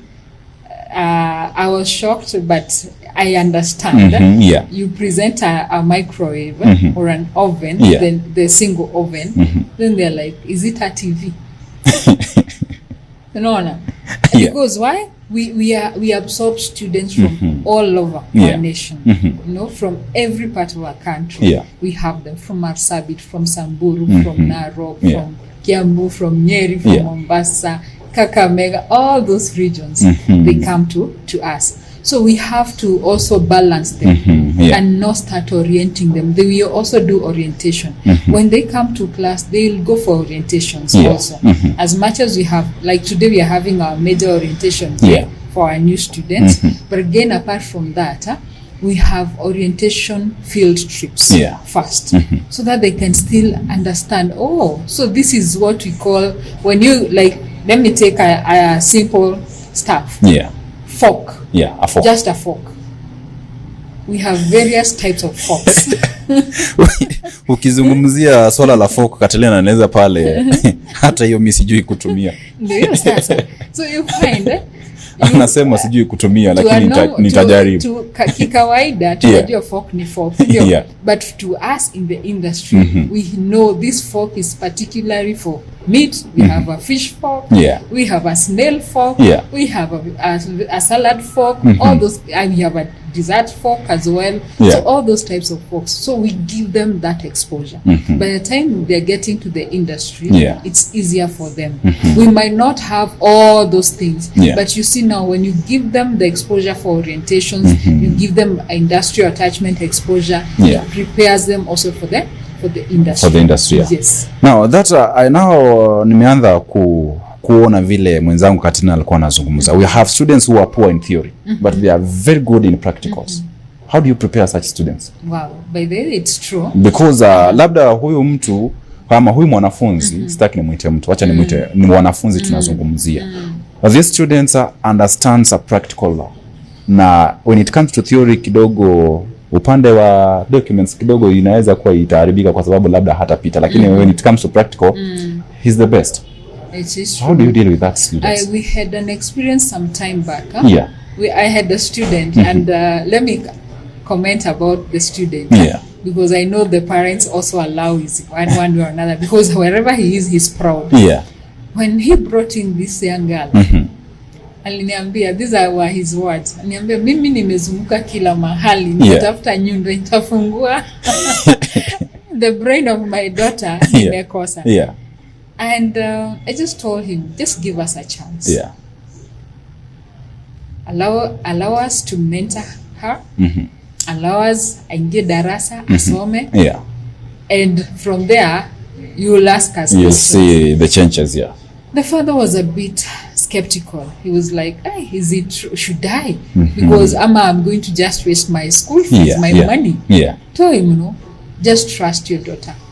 Give her a chance. Because the other thing I've realized, most parents also, they feel like embarrassed when they find their daughters or their sons are not performing. They are not performing at school. Yet you have so many opportunities that allows these people to come in. So this person was not good in theory, but practical, marvelous.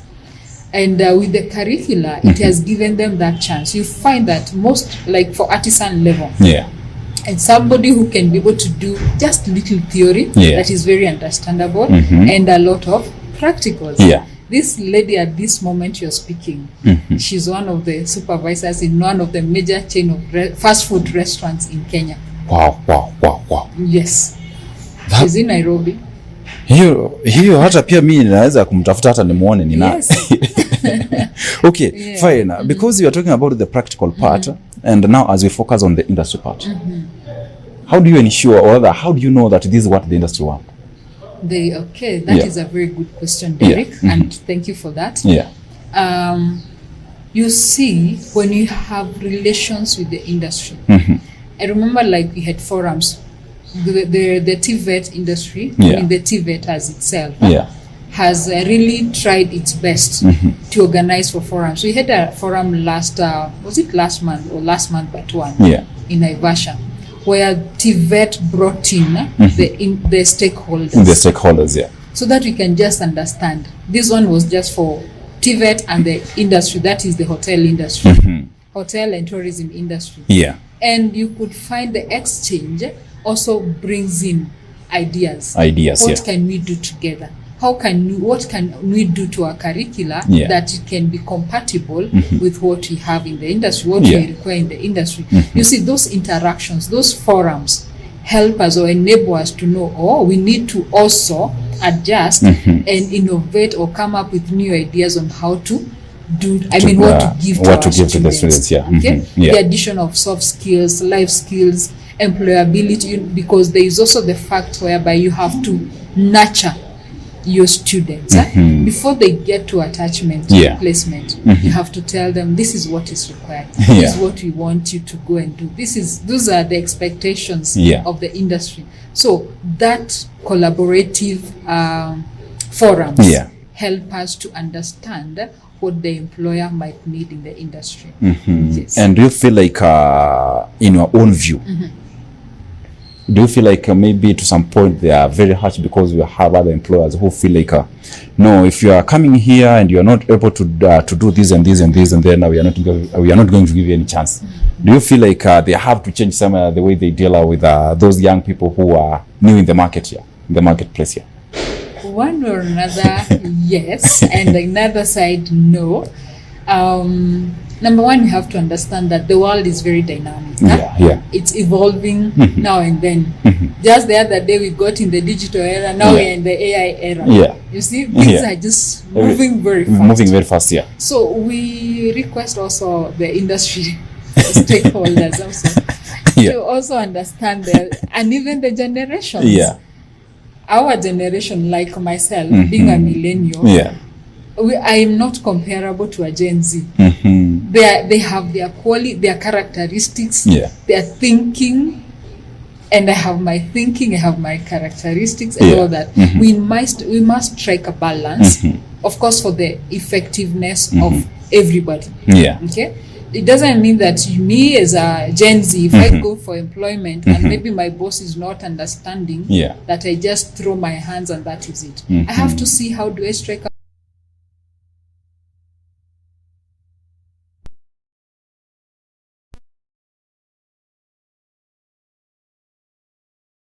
Step into a brighter future at Better You School, conveniently located in Barnabas along the Nakuru-Nairobi Highway. We are ready to nurture young minds from playgroup to class 1, providing a foundation for a lifetime of learning in a serene Christian setting. Enroll in the ongoing intake and take a step into a world of discovery and growth. Located just 400 meters off Ruby's petrol station, on the way to Luna Hotel, we are at the Chosen Generation Church Barnabas Sanctuary. To secure your spot, call 0790-899-899 or visit us at the Chosen Generation Church Barnabas. Better You School, bettering your future.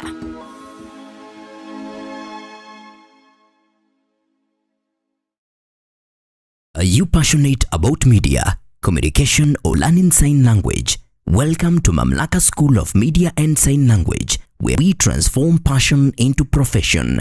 We offer comprehensive courses in Kenya Sign Language and Interpretation, ideal for anyone looking to bridge communication gap and make a difference in people's lives. Explore the exciting world of journalism and mass communication, or capture breathtaking moments through videography and photography.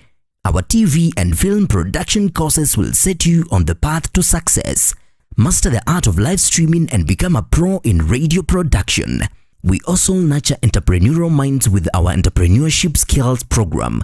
And for those eyeing international opportunities, we offer test of English as a foreign language. Enjoy flexible fee payment options tailored to fit your budget. Experience high-quality professional studies that equip you with essential skills. Benefit from attachment placements in reputable media houses, giving you real-world experience. Grow in an environment grounded in Christian values and a commitment to discipline, ensuring a well-rounded education. We are proudly hosted by Mamlaka Television and Chosen Generation Church. Enroll today and step into your future. For more information, call, text or WhatsApp us at 0700 899 899.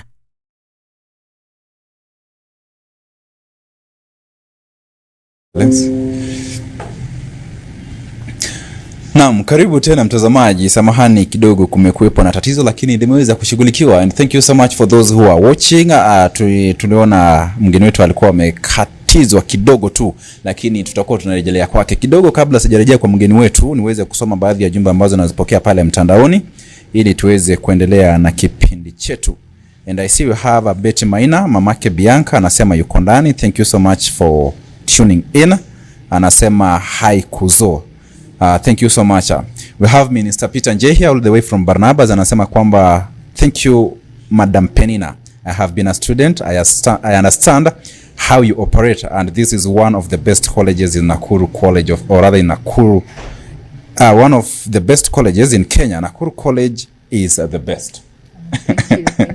Yeah, and I also have Virginia Emily. Anasema I have heard a lot about this college. Kindly let us know where they are located. Hilo swala utakuwa unalijibu, nitakupea muda. And again we have a Joseph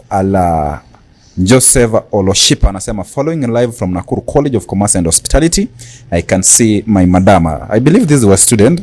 Is your student, right? Yes. Then you have Obadia Ayuma Umbuna. Anasema our great director, Nakuru College of Commerce and Hospitality, the best institution in Kenya. Na pia I see we have Malak Keroro. Anasema following live from Njoro, a great TVET institution in Nakuru County where professionalism is executed. Wow.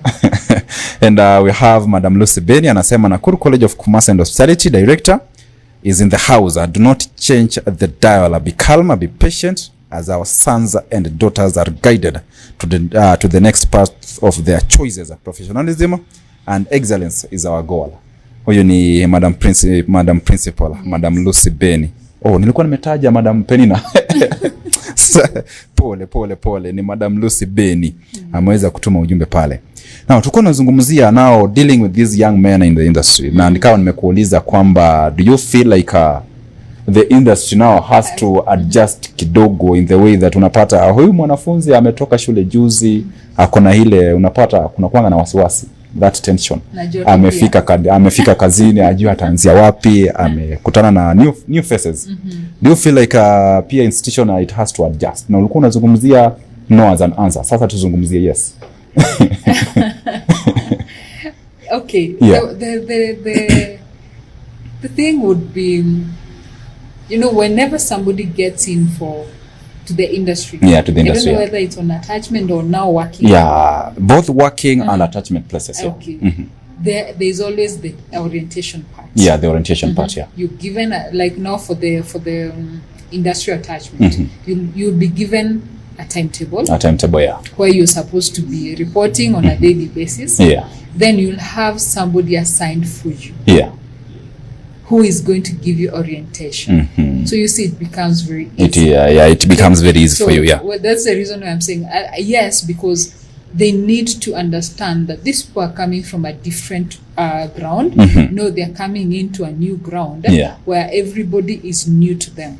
So if we engage such kind of orientations to these students when they're getting in attachment, it's easy. They'll also have an easy time to learn this person. The same thing, I know there are so many workplaces or so many companies that have an ideal program of inducting new employees. Okay, so yes, they have to stay. Yes, the industry have to come up with programs, induction programs, to make these employees, the new employees, feel comfortable, feel wanted. But now again, these new employees should not take advantage of that. Okay? I remember one scenario whereby I was telling you before the cameras were rolling. One manager, we had gone for another forum as well to know how to deal with the Gen Zs in the marketplace. And they were telling me during the safari rally that was there in Naivasha, one of the Gen Z just called him a day to the rally. Akambua, nimepewa sick off ya 3 days. So I'll be coming to work. Yeah. So definitely what happened after the 3 days were over. Yeah. He reported back. Asked, where is your sick sheet? Yeah. Sikwa sina. So what does that translate? Hakuwa mgonjwa. Alikuwa rally vizuri sana kujibamba. Yeah. So but that means we also have to know as even as the young people know what has made you get to that career. We have to respect the values of work. Yeah. Not just doing things haphazardly. Every organization has its values. Yeah. They have their rules. Yeah. So you have to respect. Respect is mandatory. It is constant. Yeah, it is everywhere. Constant. Yeah, it is. You have to respect. Now, it is good because you have talked about, you have introduced this thing called dealing with the Gen Z. And I believe around 90% of the generation ambao ya wanafunzi ambao wanapatikana pale Nakuru College, most of them are Gen Zs. Yeah. Is it hard to deal with them? Yeah, it is hard. And it is also easy when you understand them. Yeah. By the way, before you understand, before you understand them, it might be difficult. But the moment you create an environment, yeah. Like now I have forums where I just sit down with my girls. I call them my girls. We just sit down, we air out things, we talk. They give me their experiences of life. Yeah. We just speak out. We are in the process of even organizing somebody who just can be coming also to give them some info. Yeah, some information. Yeah. But then when you create that environment whereby you're reachable to them, it is the best thing. You will understand them. It will be easy for you. Even for the young guys, we also have a forum. Now sasa one-on-one. You don't have one-on-one, but you have now the common one where you just speak to them. Yeah. But the one-on-one, we have not started. But you find when you give them that environment that you are approachable, you can listen because they need somebody to listen to them. Yeah. You can listen to them, you can understand them, then you give them tough love. Yeah. You're good to go. Wow. You give them just tough love. Wow. Because they have to follow instructions. They have to follow instructions, and people, they know whenever they come to Nakuru College, we've already laid out the rules, the guidelines. Yeah. How you dress, because I know this generation, the fashion is another thing. They want to put on things that are almost naked, some of them. Yeah. But for our institution, we have set the rules. They know. You will not come to the institution barely chested, very short skirts, rugged jeans, meraruka mpaka sijui wapi. You'll go back home.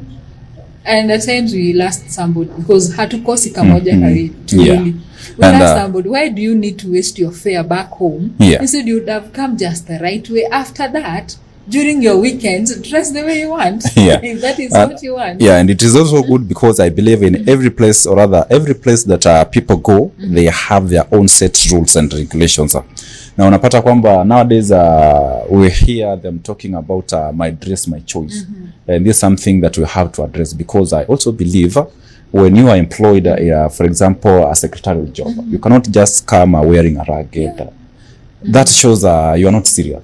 That's why we have to cultivate it from now. Because if we really care about this generation and where they're going to be employed, where they're going to make their careers, even in your own company. Take for example, if you go to be self-employed, you'll not just dress bare-chested. How many customers will come to you? You know, you have to look at. We don't just look at that moment they're there in the classroom or in the college. We have to look for their future. Some of them might feel offended from the first time, like why are you interfering in how I'm dressing, and yet. But the moment you show them, this is the reason why we are building blocks for you. That by the time you get into the industry, it will be easy for you. Putting on a suit will be easy. Putting on a good skirt or a nice dress will be easy. Hilo kwanza mimi kwangu lilikuwa tatizo. Mimi hungenipata nimevaa tie. Nilikuwa naona nikana kwamba hey, it is not adding up. But nowadays hata silazimishi na mtu. Exactly. Career will inakuja tu yenyewe. Now because we are talking about Nakuru College of Commerce and Society being a TVET institution.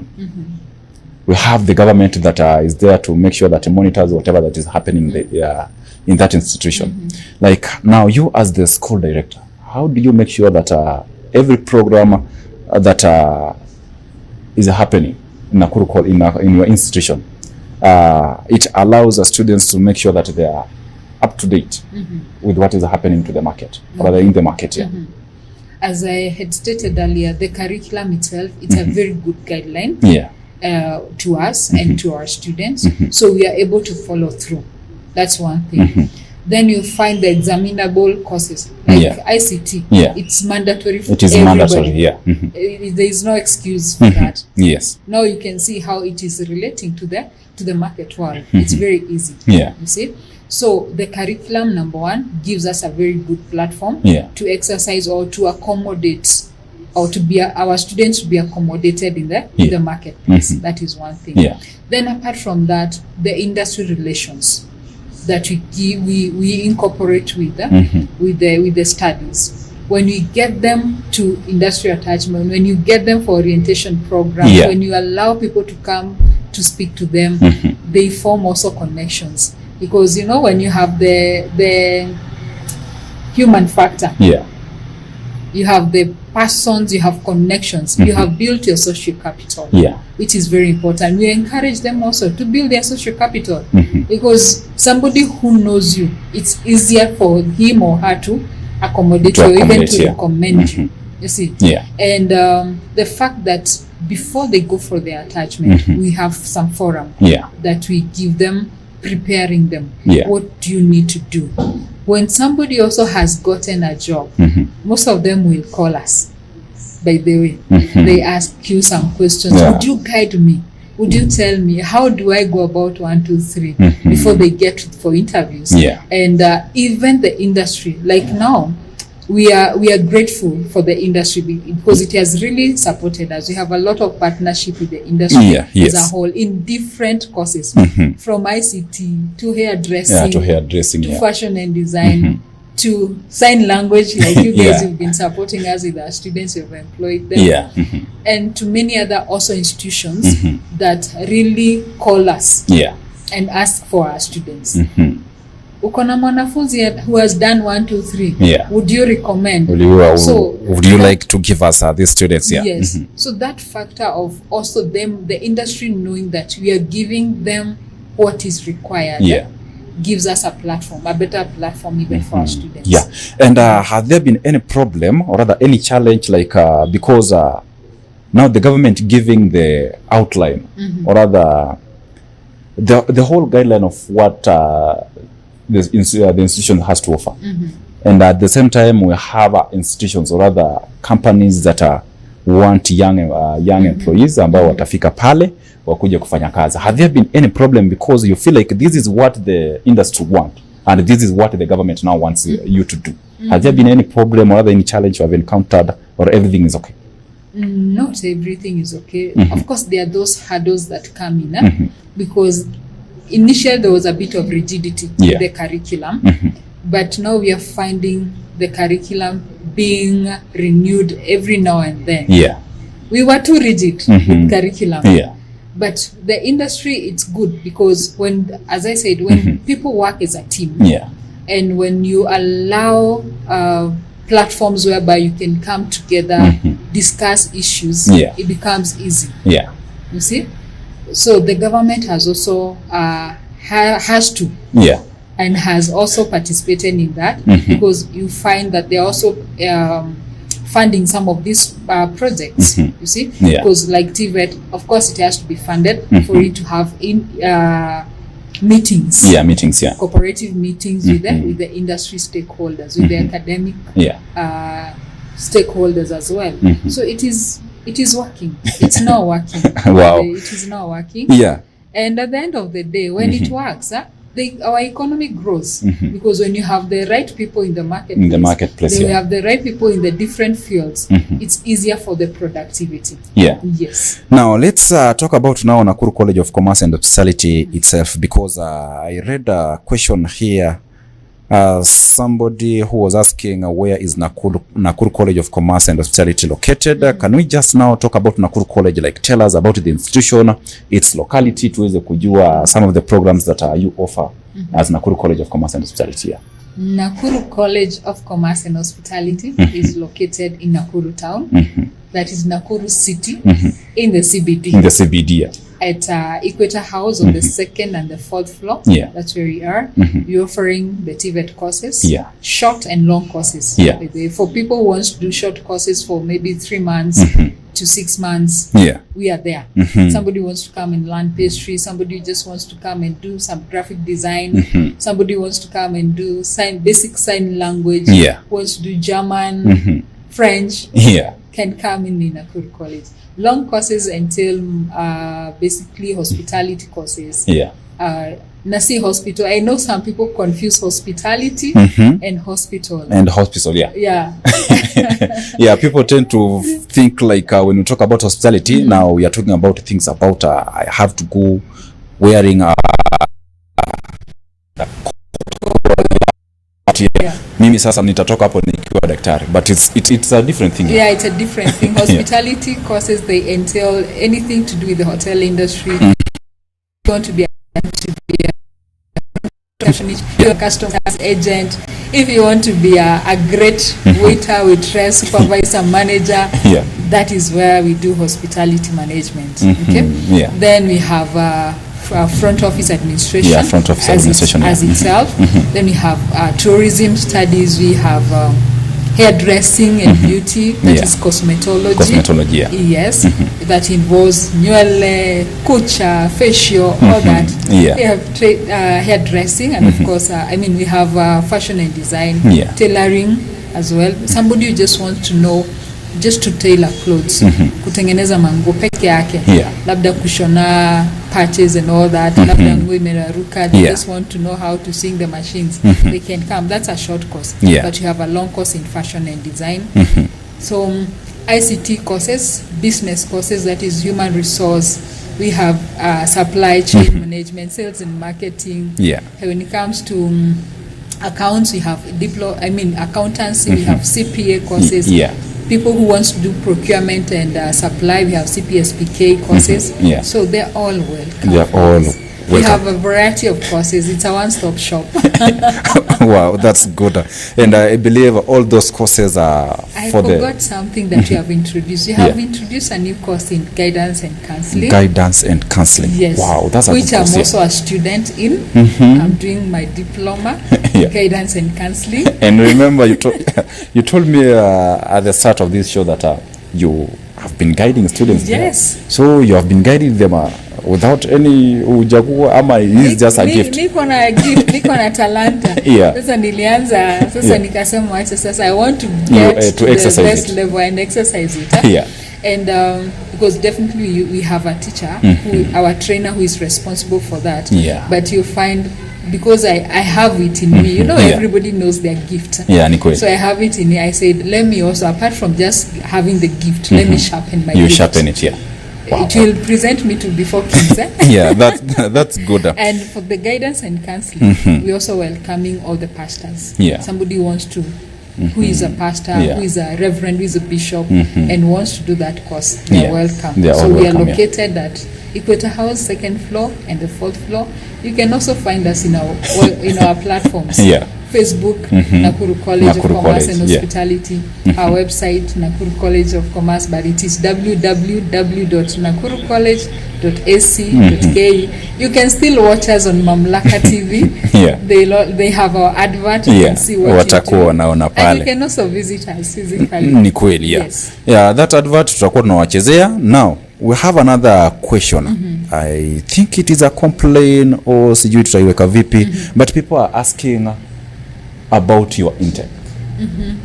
Last time we were talking with your administrator, Madam Virginia Jomo. Akasema akatuweza we have a January, May, and then September. Lakini watu wanaulizia hapa katikati. Hapa katikati tumezungumzia Nakuru College. How are you planning to make sure that we have some changes here? We are not going to have some changes. For our long courses. We have January intake, we have May intake, and we have September intake. Reason being, at the moment we don't want to inconvenience anybody. Most of the time we have our exams in March. So assume we bring in students in February. and March you're doing our external examinations. Yeah. That is an inconvenience. We love having our students do the full term vizuri without interference. No interference. So when we bring students katikati ya mwezi, it doesn't occur well with us. We just want to give the best. But for the short courses, those are welcome. We do it on a monthly basis. Short courses, we are good. When it comes to languages, somebody wants just to learn pastry and baking. Somebody wants to learn something like tailoring. Tailoring. That one is okay. Any short course we allow. Public relations we allow. But long courses, at the moment, no. Thank you so much. We also have some messages that are coming in. I see we have Dare of Vincent and that's my mom spitting wisdom. Wow, sikujua you have a great son. Thank you have so a son hapa kwa mtandao hapa. Wow, I appreciate. That's good. Then we also have Peter Junior Ayemba anasema tuned in. Hongera kwa kazi mufti. Thank you so much Peter Ayemba. Then kuna ujumbe ambao nilikuwa nimeuona kidogo nimeupata. We have this man called Lagat Kosgei Boniface anasema tuned in. I'm so grateful for my time at Nakuru College of Commerce and Hospitality. This is a student, an alumni. Anasema kwamba the lessons I learned became a game changer for me. It really ignited my passion to becoming a chef. At high-end hotels. And the research opportunities I had through those classes directly led to shaping of my career. I also appreciate the strong sense of community I felt at school, and it's great to see the college contributing to thrive, and I am happy to be part of the alumni network. Thank you, Boniface. Huyu ni mwanafunzi ambaye amesoma pale. He's doing great. I know that young man. Having students who are already in the market, they are doing their job. And every time we is going to talk about Nakuru College, they make sure that they react. How does it feel? It brightens you as the director face. of that institution. How does it feel? I am so proud. They know. I'm always so proud of them. And it makes me so proud as well. And again, it makes me realize that our trainers are doing their best. They are doing their best, They are doing their best, and I congratulate them for the good work, because having such kind of people, our alumni commenting on such a platform, it also shows that they are proud. And shows that our trainers did their best to produce. So it makes me feel so proud. And I thank God for that. Yes. And we also have a real Salsa Ntonyinyo anasema this is an eye opener. Nakuru College of Commerce and Hospitality, being one of the best colleges in Nakuru, and we believe it's going to grow nationally and internationally. What's the secret? God.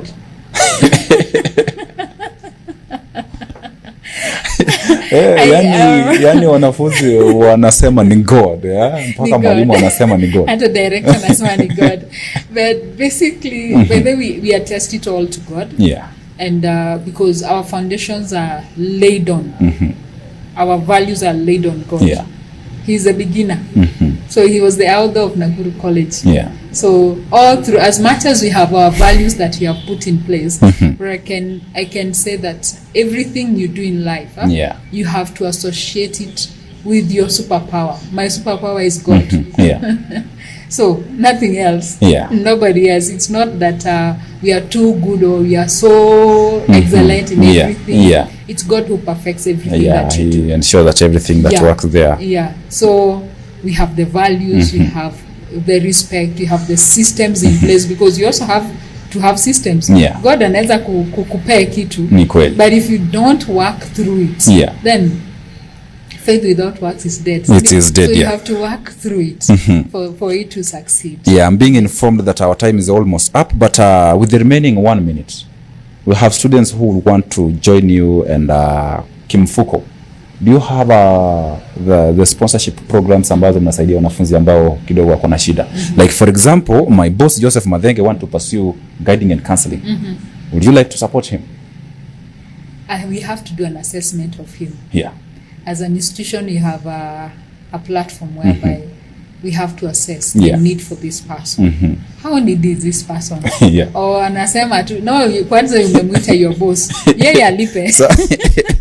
Joseph, now hiyo wezi ondokea, you just have to pay. But let me tell you that when we started this institution, we started with sponsoring students, by the way. And that has been our trend since we started. And even in this year, we still have a student that we have sponsored, but we also assess the need for this student.